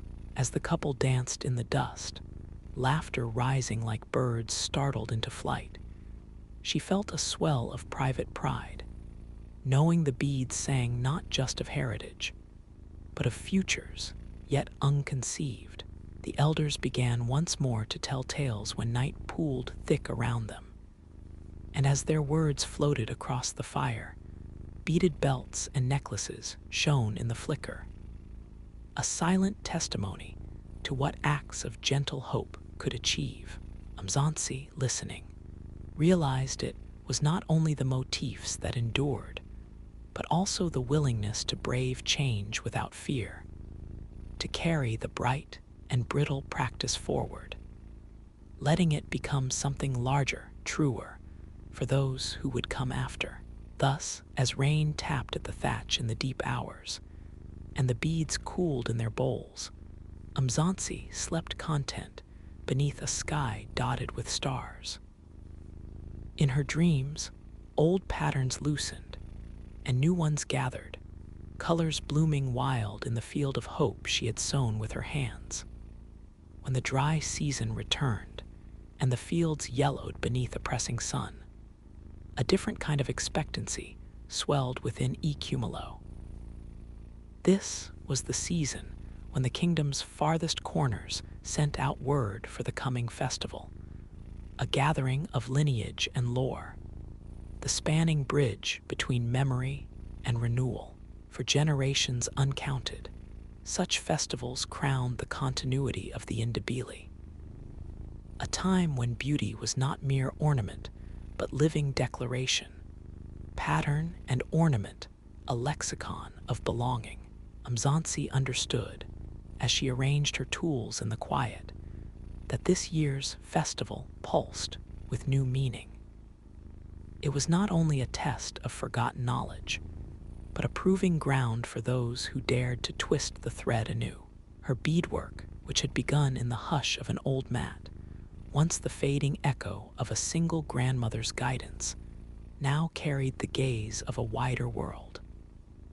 Young villagers, drawn in first by curiosity, now petitioned her for guidance. Elders, once guardians so careful of form, watched closely for assurance that tradition would not be betrayed by change. The festival mood pressed at the edges of the village in the days before. Stray goats nosed through the byways. Children darted beneath arches of colored cloth strung high along the meeting place, and the early morning air thundered with distant drums. Ministers and spirit talkers arrived, their attire an embroidered thesis of ancestry. Men wove spears of reed and bright wire. The women gathered at dawn to fashion crowns of grass and flower for those bearing the soul of the day's ceremonies. But it was the crown of beads, reserved for the most renowned craftswoman in the kingdom, that stirred the greatest anticipation. This, more than a prize, was an ancestral trust, an elaborate circlet, decades old, whose design was laid in secret by generations of beadmakers, never fully described, never entirely revealed. Only the one chosen to wear it, and her hand-picked apprentice, might see the inner pattern. Only they would know the family symbols sewn quietly beneath the rows of public motif, the puzzles and songs of grandmothers stretching backward through centuries. For the first time, Mzansi was among those named for this honor. At the base of her heart fluttered an anxiety as primal as birth. Years of work now crystallized into this moment, each decision to remember, to restore, to revise, stitched taut across her being. The morning of the festival, she took her place among the other craftswomen, those more seasoned, those with families of apprentices dancing at their sides, those whose beads seemed spun from wind itself. The circular courtyard shimmered beneath the mid-morning sun, dust rising from the feet of celebrants, and the heavy, trembling chant of praise singers nearby.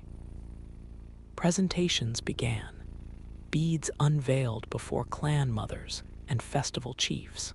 Here, a neckpiece sparkling with river-washed paleness. There, a girdle thick with centuries-old lines of red and onyx. Each was a jewel box of narrative. Each bore the mark of transformation, a slow accumulation of struggles, reconciliations, and joys. When Mzansi's turn came, a hush bent the noise of the day. She set down her largest work yet, a panel that moved from old to new, echoing the diamond motifs of her grandmother, but allowing in gentle curves and glints of emerald, the colors of a changing season. As judges examined her piece, Mzansi thought less of victory and more of continuity. Memory and longing ached in her as she listened for her grandmother's breath behind her shoulder, as if every ancestor now sat in still parade on the wind. She held her head high not for pride, but in reverence. Her fingers steadied not for applause, but for the silent audience of women who wove before her, those who had stitched through loss and exile, war and forgetting, those who pressed faith into each bead when language itself might fail. The verdict, when it came, was less a moment than a gathering of time itself. The chief matron of the beadmakers rose, clad in a mantle dense, with beads strung by the hands of a century. "Today," she intoned, "we crown not only memory, but renewal. Mzansi, you are chosen for the crown.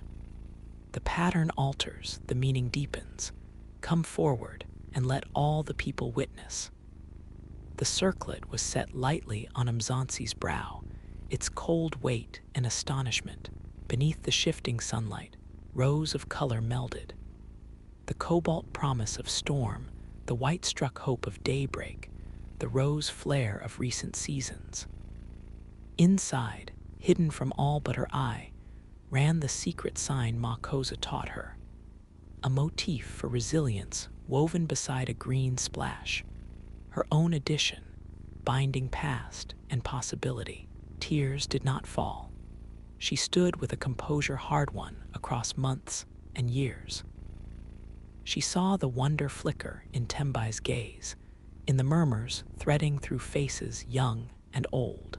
Applause was not raucous, but it smoldered deep and wide, a current moving from the ancestors through each living witness. Mzansi's heart pulsed in time with the silent refrain. It is not endurance alone that carries meaning. It is the courage, quiet as a bead on the string, to wear one's story as both history and hope. The day yielded to dance and music, the village wrapped in a brightness unmatched by trade or modernity, a splendor not of mere outward show, but of communion, each patterned arm a testament to what could be saved and what must begin again. At the high moment of night, the new crown of beads shimmered with a gravity that needed no words. In that circle of celebration, Mzansi became more than air. She became the living testament that the thread, once thought to be thinning, near gone, had merely found a new way to bind itself to the days yet to come. When the dust of celebration sank and village life resumed its steadier rhythm, a quieter illumination persisted in Ecumulo. There was no denying the change, the taste of festivity still hinting in children's laughter, and in the subdued pride that glimmered behind the grazing of cattle at sunrise. But continuity required more than fleeting brightness. It asked for habits, for hands at work, for the ongoing humility of returning each day to what must be made and remade anew. Mzansi, newly crowned, felt the responsibility settle over her lightly, and then with growing substance, as if the circlet's delicate weight threaded itself through all her days. The crown itself lived in the cool shade of her hut now, resting on a wooden peg above her work basket, a companion, not a prize. Sometimes, when the morning light filtered through open shutters, she would trace the hidden symbols at its heart, feeling their contours and thinking of the long lines of daughters and mothers whose work had become her inheritance. Where once there was anxiety, now an attentive resolve filled her movements with fresh purpose. Her hut became a locus for quiet industry. Young and old filtered in throughout the week, Tembai first, then Mzola, then others, children with eager voices and teenagers nursing questions half-formed, women curious and sometimes hesitant. They came for more than technique. They came seeking the wisdom folded in the patterns, the reconciliation of memory with the strange demands of the present. Mzansi obliged with patience and watchfulness, resisting the urge to press tradition as a law. Instead, she laid out baskets of beads like offerings and asked her students what stories they hoped their threads would tell. Some mornings were spent replenishing old motifs. She found herself repeating the steps that had long marked the rituals of her parents. Time, the chevron for union, the scarlet bands for fertile rain, the tight spirals for journeys long and hazardous. Older women joined her in these acts, their voices blending low and sure as they remembered phrases nearly lost in the silty banks of time. In these moments, Mzansi saw that the persistence of culture did not depend on her alone. It grew as a lattice, each hand reinforcing another, each voice lending resonance to legacy. Yet much of her teaching pressed outward. She invited the young to invent, to try unorthodox color progressions and dare patterns that would have seemed wild only a few years prior. Some made clumsy, beautiful errors. Some found astonishing harmonies between hues never before paired. When a boy named Nathai devised a bead sequence in indigo and ash gray to signify his late mother's singing voice, Mzansi let the pause between his story and his finished work linger. A silence heavy with empathy and with the knowledge that latticework, like memory, is strongest where threads cross unexpectedly. As word of the revitalized art spread, strangers arrived from towns further afield. Market traders, school teachers, and young women who confessed that their grandmother's stories had come back to them in dreams.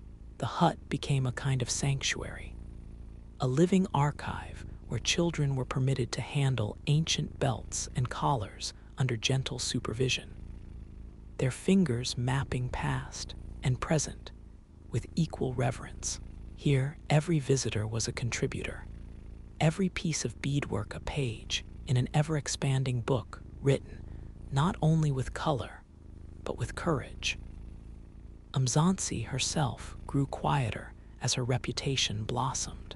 Where once she hungered for recognition or validation, now she found herself listening more deeply to the thrum of voices in the courtyard, the insightful errors of her youngest students, the stories offered in shy, stammering confidence. Legacy ceased to be an aspiration and became, instead, the vessel within which she moved, a means of pouring back into the communal so much of what she drew from it. One dusk, as she watched Tembai complete her first necklace without guidance, a spiraling ribbon of ochre and white, defiant in its asymmetry, Mzansi recognized the subtle genius of renewal. The Ndebele tradition, she saw, did not survive by sealing itself away from disturbance. Rather, it endured by inviting the world's restlessness, by absorbing disruption and making of it another pattern, imperfect, alive, distinctly their own. As the seasons wheeled onward, seasons of feast and famine, of laughter and solemnity, the bead-making circle became not merely a craft guild, but a confederation of memory keepers. They composed new songs for festivals, reimagined rites for those born on trouble's edge. Youth, who once scorned the old stories, now clasped tokens made in the hut, inheriting meaning through ornament and participation. The latticework grew, taut, varied, shimmering at the intersection of past and possible. Sometimes in the quiet moment before dawn, Mzansi would sit by the window, the crown of beads in her lap, listening to the unhurried music of waking birds. She found herself at peace not with a sense of final achievement, but with the understanding that beating, like life, was a process never meant to be finished. Each motif, old, altered, newly born, was a strand in a legacy that no single hand could own. To be the last beadmaker, she realized, was a misnomer. In teaching, in yielding, in watching others take up the thread, she became instead a midwife for the uncounted women and men yet to string their own meanings into the world. So, as the days arched quietly forward and the land continued its restless, flowering cycle, Mzansi's story threaded deeper into the village's living fabric. The lattice she had helped restore stretched on, mutable and strong, bearing the luminous weight of all that it meant to belong, to remember, and above all, to imagine.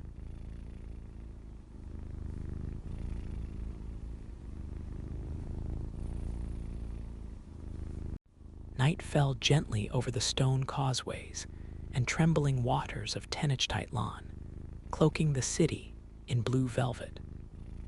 The torchlit terraces, the silent, slow grind of canoes along the canal-braided streets, the low hum of insect wings, these sounds and textures pressed close as Zacatl climbed the ancient steps to the roof of his family's home. High above, the sky revealed itself with unhurried grace, obsidian pierced by 1,000 flecks, the eternal record of gods and ages found in each flicker. Tonight, as on countless nights before, his grandfather awaited him. Talnahuac sat cross-legged on woven mats, age settling in the lines of his face and the careful, rhythmic motion of his hands as he polished the smooth stone discs they used to chart celestial courses. Open beside him were folded deerskin codices, their painted glyphs dyed with dusk's indigo and crimson. The air carried the scent of copal and distant maize, a mingling of sacred and humble things. In the hush, Zacatl knelt and pressed his head to Talnahuac's knee, a gesture heavy with memory. The old man's hand came to rest on the boy's crown, large and cool, as if echoing the weight of many generations. "Look," his voice murmured, slow as moving water. "Tonight, the rain heron walks across the southern sky. There, in the faint stars near Xiuhtecuhtli's belt, what does it tell us?" Zacatl traced the invisible lines with his gaze, pulling forth recollections of names and cycles. He saw the hunched constellation, Nachia the heron, arching behind the bright, blue-inflected fire of the hearth god. This skywriting, Talnahuac had taught him, foreshadowed when the rains would begin. It signaled not just a shift in air and cloud, but the awakening of the milpas, the rise and hunger of the maize. "The rains will be late this year," Zacatl said at last. "The heron lingers behind its mark." His voice trembled at the edges. He felt the expectation in his grandfather's eyes, a gaze that pierced deeper than night. "You understand what few can," Talnahuac whispered, drawing him close. "But each season weighs upon you now not as a riddle, but a promise to the people." In that moment, Tenochtitlan seemed to unspool beneath them, a living mosaic. The sacred precinct shimmered nearer the lakeshore, pyramids rising like patient islands. By day, color and tumult reigned, the white-capped priests streaming from precinct to precinct, markets scent-laden with amaranth and cacao, the raucous laughter of children trailing feather toys through mud and sunlight. At dusk, the city became memory, a city with breath, sinew, and dream. Yet for all its expanses, Zacatl felt the city narrowing in on him, as if the tangled fate of its people were threads he alone must gather. His father, a warrior lost beyond the horizon of the eastern marches, lived only in the half-spoken prayers that his mother pressed into stone. His uncles were laborers, mapping the flow of water and tending chinampas. They knelt at sunrise to receive Talnahuac's forecasts, placing faith not in their hands, but in the certainty of the stars. Daylight brought its own rituals. Each dawn, Zacatl would sit by his grandfather, hands learning the slow art of inscribing, a sliver of shell clutched in his grip, pouring thin ink along the rough vellum's edge. They built their calendar from scratch. Careful wedges for months, cycles for years, the earth's lean in the company of the heavens. Sometimes, in the pause between tasks, Zacatl would listen to the pulse of drums from the plaza, the low wail of a reed flute, or the wing beat of an egret skimming the marsh. Each sound tied him to the living city, even as it reminded him of what lay ahead. These patterns, celestial and human, taught him that every omen was a tapestry. A herd of night herons along the causeway, the first bloom of amaranto, the unseasonal thunderheads roiling beyond Chapultepec, all were signs. Zacatl recorded them in calm, measured script, tamping down the fear that he, too, was a signal. The last of his bloodline entrusted with these mysteries, the interpreter for a city that pressed close to the edge of knowing. Some nights, when the city's fires dimmed and the milky arch of Tlaloc's road stretched overhead, Zacatl would glance across to the imperial precinct where the emperor's own astrologers watched. He knew their gaze was both peer and judge. But for him, the challenge ran deeper. It was the reckoning between devotion and doubt, the distance from his grandfather's certainty to his own faltering pulse. This was the inheritance of those who read the sky.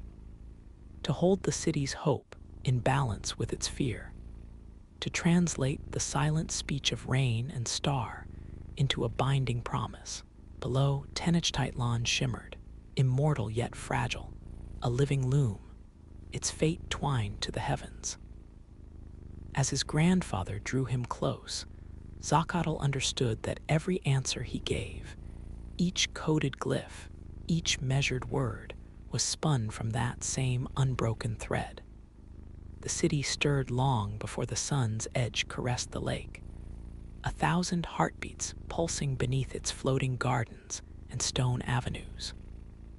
Among these waking rhythms, a subtle tension quickened, one the elders felt in their bones, one Zacatl observed in the wary glances between merchants and the new, infrequent patrols of warriors along the causeways. There was a restlessness in the air, as if even the reeds at the edge of the chinampas had learned to tremble in anticipation. Talnahuac had grown reticent. In the first gold rays, he would sit at the shadowed edge of their rooftop, staring westward, eyes narrowed, not at constellations, but at a pale new cloud that hovered beyond the city's scalloped rim. Rumors had come along the merchant trails, carried like dust on travelers' cloaks. The strangers with skins like river clay, shimmering metal hides, muskets that cracked louder than any drum of Huitzilopochtli. Most called them omens, others, retribution. All agreed that their arrival stitched unease into the city's fabric. Zacatl felt the ripples in his own responsibilities. Each prediction, every consultation at dawn, was now weighted not only with the needs of planters and priests, but with an unspoken urgency. His hands hesitated over the glyphs for wind and war, rain and famine, uncertain whether the threads he wove anchored hope or only bound despair. One morning, a procession of nobles passed through the market square, their cloaks heavy with turquoise and jaguar pelts, faces shrouded in ceremonial gravity. Zakatl watched from behind a fringe of marigold sellers, the older women muttering prayers as the priests read signs cut from sacrificial hearts, spread like petals on the stones. The omens, they said, were conflicted. Water birds fleeing the lakes, 3 nights of strange thunder, maize blighted in patches. In all, a dissonant harmony, a cosmic warning out of joint. Returning that dusk, Zakatl climbed to the rooftop alone. Talnahuac had retired early, empty gaze betraying a heaviness no instruction could dispel. The city's vastness pressed down, its causeways like veins filled with anxiety. Zakatl gazed up at the sky, seeking the dependable order he had learned by heart. But the heavens felt suddenly changed, the patterns too elusive, the gods' intentions locked behind cloudy veils. Memory summoned an evening from his childhood. The festival of the new fire, city lamps blazing like a second firmament, faces aglow with triumph and awe. Then, all had been certainty, the wheel of years, the scroll of seasons, spinning safely in ancestral hands. Now uncertainty gnawed at the community's center. Zakatl remembered his grandfather's first caution. The stars shift with the fate of men, but men also shift the fate of stars. A week passed beneath this shadow.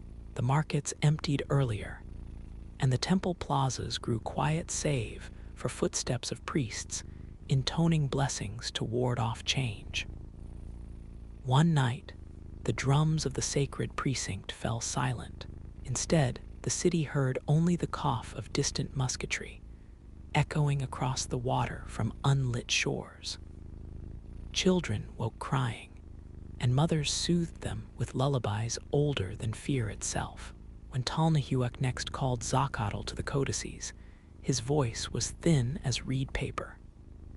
"We must record this," he said. "The stars do not lie, but what they show is not always what men wish to see." They worked by candlelight, painting new glyphs, a boat with eyes, a dog that grew from the bark of trees, men with beards shimmering gold. Zakatl's hand trembled. Each new sign forced him to reconcile tradition with the unknown, duty with doubt. Later, Zakatl walked the shadowed streets, listening to the city breathe. He passed warriors sharpening macuahuitl, the edges glinting in watchful moonlight. He heard whispered debates behind reed screens. Should the strangers be greeted as envoys or destroyed as omens? At the lake's edge, the silvered surface reflected the stars' patient gaze, a world upside down, yet whole. Zakatl watched a heron take flight, its wings silent and deliberate, cleaving the air not with panic, but with the grave logic of necessity. In this, he saw a lesson. The city, the sky, and all destinies obeyed a dance more ancient than fear, a pattern that, even in moments of rupture, still circled back to order. Nights blended together, marked less by star positions than by rumors. Storms rose over the western hills, and Zakatl felt the axis of the world tilting. In those hours, his role as a guardian of celestial wisdom grew paradoxical. He interpreted signs few trusted and sought courage from a past that seemed to slip, grain by grain, into myth. Yet above, stars endured amid the gathering clouds, their cold fire a solace that asked nothing but witness. So Zakatl kept vigil, a silent anchor for a city adrift between worlds. Under a clouded dawn, the city's boundaries seemed to contract.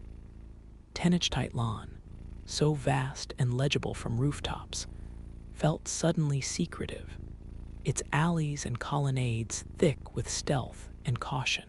Where once children's laughter wove so naturally into the city's morning soundscape, now only the somber cadence of patrolling feet and the furtive rustle of market stalls persisted.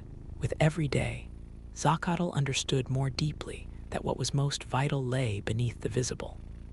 A current carried in whispers, signs, and veiled rituals. Talnahuac, his movements reduced to an almost spectral slowness, called Zacatl close for a journey before the first meal. Their path wound from the familiar reservoirs into the underbelly of the sacred precinct, where gardens of obsidian and basalt marked former altars lost to routine sight.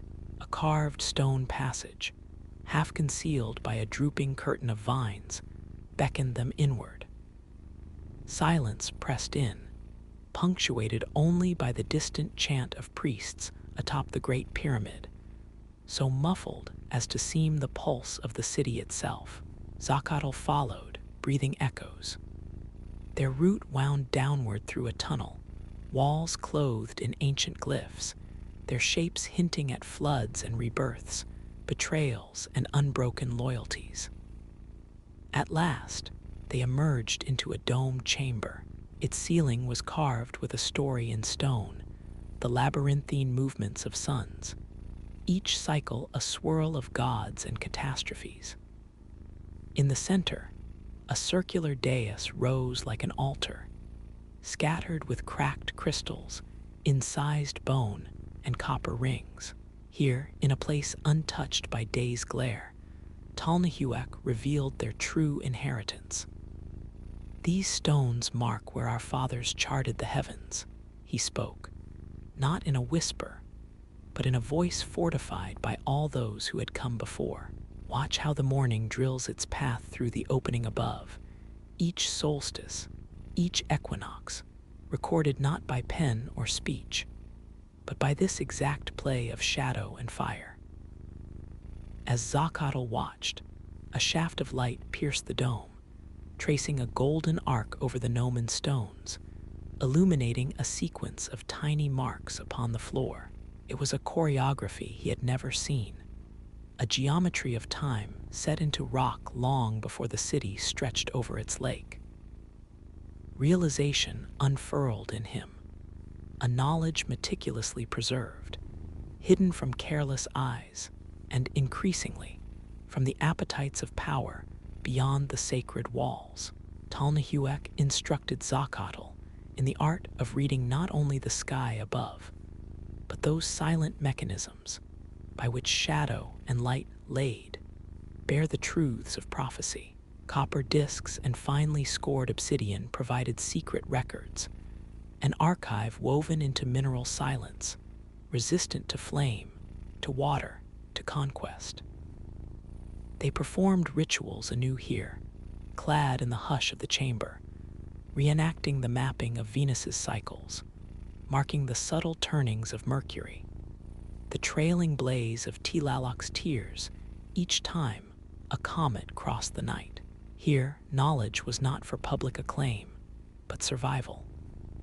Talnahuac described with care those times when the city had faltered, years when drought twisted the fields to dust, and only the secret stars promised relief.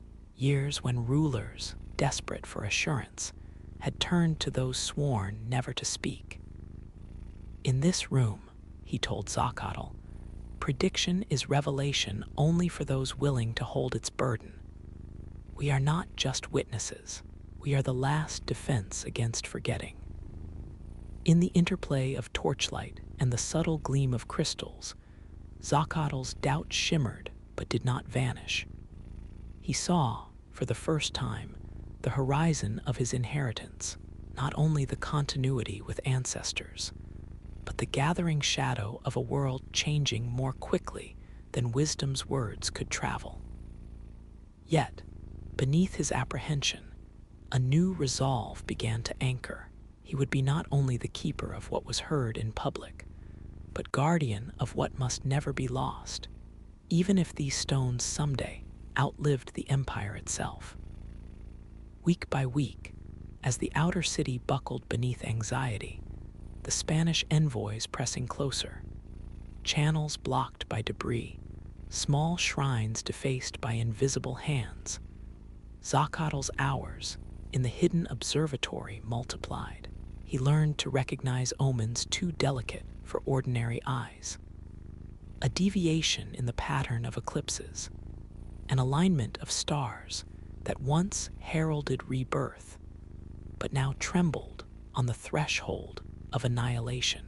One evening, as footsteps echoed closer to the secret entrance above, Talnahuac pressed a thin, copper-etched tablet into his grandson's palm. "Remember this place, should you need to flee. Its wisdom endures beside you, so long as you remember the movements, sun to stone, shadow to hour, memory to heart." In that handoff passed not only a record, not merely a map, but the silent vow that what could not be carried in words would nevertheless persist, encoded in starlight and stone for those who might someday turn their gaze skyward once more. It was thus, among chambers veiled from conquest and ruin alike, that Zacatl at last embraced the full breadth of his charge. The city above pressed closer to its crisis, yet beneath its tremulous surface, the hidden observatory endured, bearing quiet witness to the night's slow, unceasing revolution.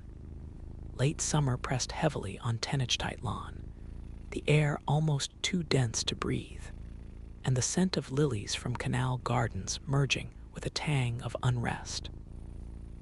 There was a feeling, commodious yet tense, that even the stones themselves waited, held in a pause between known rhythms and impending break.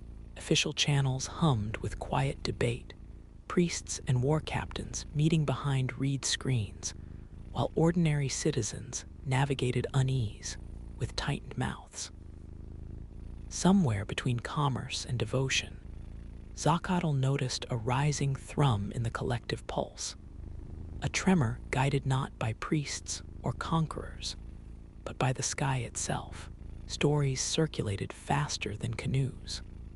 A red serpent writhing through the clouds, the water of Lake Texcoco turning to mirrors, a shadow cast from no visible hand.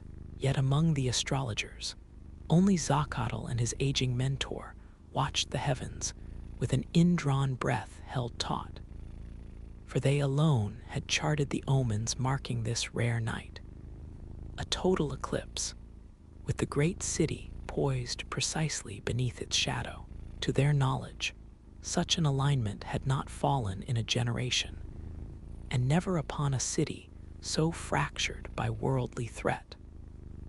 All day the city vibrated with nervous anticipation. Market stalls saw quick trades and swift departures. Children forced into homes clung to promises of safety, while singers in deserted squares offered prayers to soften the whim of celestial powers.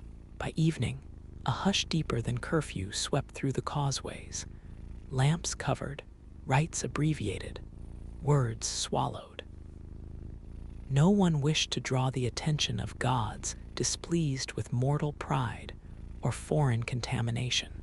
As twilight bled into darkness, Zacatl made his way through the narrowing lanes toward the grand plaza, hooded and alone. Talnahuac's health no longer allowed for nocturnal vigils, so the boy knelt amid cooling terracotta stones, surrounded only by the faceless watch of stone jaguars and silent, moonlit steps. The southeast sky shimmered, a pale arch with a faint bleeding edge. In the next hour, a smokeless fire would sweep across the moon's face, swallowing her to a color older than language. From the palace precinct came only a scant whisper, Itzcoatl's surviving priests gathering for supplication, their chants as fragile as reeds swaying in unseen wind. Zacatl lingered under the half-shadow of a colonnade, his mind a careful ledger of cycles, a review of omens, disruptions, the trembling pattern that, if traced truly, would foretell the city's fate at dawn. Yet tonight, the sky seemed less a book than a sealed corridor, inscrutable in its silence. The ancient mathematics failed to promise renewal. Instead, they gnawed at the certainty of every line written and prophecy uttered. The spectacle began with little drama, a wash of umber seeping across the lunar face. But as the shadow deepened, the crowd's restraint crumbled. From every quarter of the city came a sustained, mournful wailing, mothers beating cloth to warn away demons, elders smearing dust upon their flesh, children shielded by painted hands against nightmare. Sacred drums, banned by decree, thudded suddenly from rooftops, desperate and unrhythmic, a plea for restoration. Zacatl felt the ground tilt beneath him. Above, the moon was neither devoured nor reborn, but suspended, a heart caught between beats. Quiet tears slipped to his lips, tasting brine and the passing of something irretrievable. He remembered Talnahuac's earliest lesson. An eclipse is not only a celestial event, but a crucible for the soul. When the sky covered its face, so too must one reckon with the darkness within. Then, a shift, the clouds parted around the main temple, and all attention fixed upon a single, scarlet disk, moon obscured yet burning, a volatile eye unblinking above pillars of vapor. The city's cries ceased, replaced by an almost reverential silence. In that pause, Zacatl rose, opening the copper-etched tablet hidden at his breast. He whispered the old words, not incantations, but stanzas that stitched sky and earth into a seamless fabric, reminders that even in blindness, tradition bound each observer to the stars' ultimate return. With trembling care, he traced the projected patterns onto a new codex leaf, inscribing the eclipse's geometry. Length of shadow, hue on lake water, ebb and spiral of citywide panic. This was more than prediction. It was witness. He folded the page, pressed it between polished stone, and felt his pulse synchronize with the outward silence. One mind, briefly, with a city sheltered in the mouth of darkness, longing for dawn. At last, a crescent of silver breached the lunar edge. Cries rose, first cautious, then relieved, as if the city had been released from a primordial net. Yet, for Zacatl, the night echoed a deeper change. He saw the faces of survivors lit by new uncertainty, felt in his bones a city dislodged further from its certainties. The eclipse had not destroyed the world, but it had reopened old fissures of doubt. That night's darkness became a harbinger not of punishment, but of irrevocable transformation. And so, returning by quiet alleys, Zacatl clutched the freshly inscribed leaf and looked once more to the heavens. Above the swept and emptied plazas, the stars returned, innumerable, indifferent, steadfast in their distant song. The city murmured gently in its sleep, but the night of the eclipse lived on, a scar and a rebirth sealed by the steady hand of the last astrologer. In the days following the eclipse, Tenochtitlan drifted through a fragile calm, wrapped in a silence that felt neither safe nor resolved.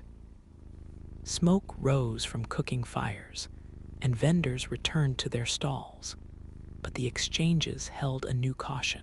Faces gave little away, and the city's vibrant rhythms, the shouts by the lake, the ritual marches, the midday songs, resumed with a muted cadence, hesitant and thin.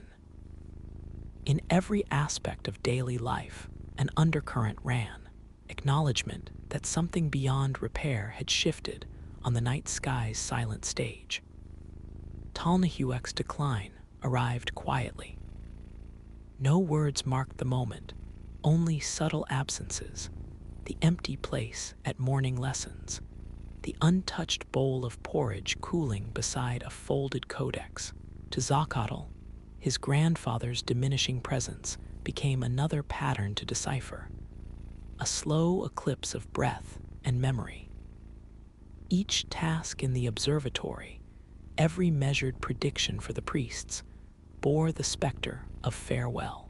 Yet with each absence, Zakatl found an unfamiliar strength, as if he himself now bore up the vanished scaffolding. A solitary figure, absorbing the weight of tradition and sorrow in the same measured breath. One dawn, Talnahuac summoned him, voice a mere ripple in the woven silence, instructing him to unlock the secret codices, to preserve those glyphs which no priest must ever see. The old man's gaze remained sharp to the end, his face lit by a faint glimmer, half pride, half mourning. "The sky will outlive empires," he murmured, "but knowledge remains only if someone endures to remember it. You are now the heart of this observatory, the listening place between worlds." Later that evening, as twilight pooled in the corners, Talnahuac returned to the earth, and the city's muted weeping echoed quietly even through stone. The responsibility fell heavier than armor on Zakatl's shoulders. He wandered the observatory by night, cataloging the precious fragments. Stones worn hollow by centuries of ritual, copper tablets graven with ancient positions of Venus, cords of knots and shells whose meaning had never been spoken aloud. He remembered lessons layered deeper than words. The pressure of Talnahuac's hand, the old caution that true knowledge is not the hoarding of secrets, but the passage of meaning between dark and dawn. The young astrologer felt his own voice join the ancient chorus, a solitary note striving not to be extinguished. Events in the city ripened toward inevitability. News of unfamiliar banners seen at the horizon, of armed strangers in armor brighter than obsidian, slipped through the alleys and echoing courts. The imperial court's summons grew urgent, the air thick with both reverence and suspicion. Once, Zakatl was called to interpret omens for nobles seeking fresh assurance. His answers were measured, his tone distant. He spoke of cyclical struggle and the resilience of roots beneath waters, pronouncements that neither promised nor denied the possibility of hope. On the final day, he donned the full regalia for the last public observance, turquoise beads strung tight at wrist and throat, a feathered mantle catching the vanishing sun. His appearance was neither pageant nor protest, but a testament, the visible persistence of an ancient charge. As he recited the old invocations atop the observatory, Zakatl sensed eyes upon him from foreign cloaks and native robes alike, yearning for reassurance, uncertain whether the language of the stars still held any dominion over changing fate. That evening, when the rites concluded and most of the city surrendered to uneasy sleep, Zakatl descended for the final time to the hidden chamber. The observatory walls watched in silence as he withdrew the copper-etched tablets, the codices, and the obsidian markers.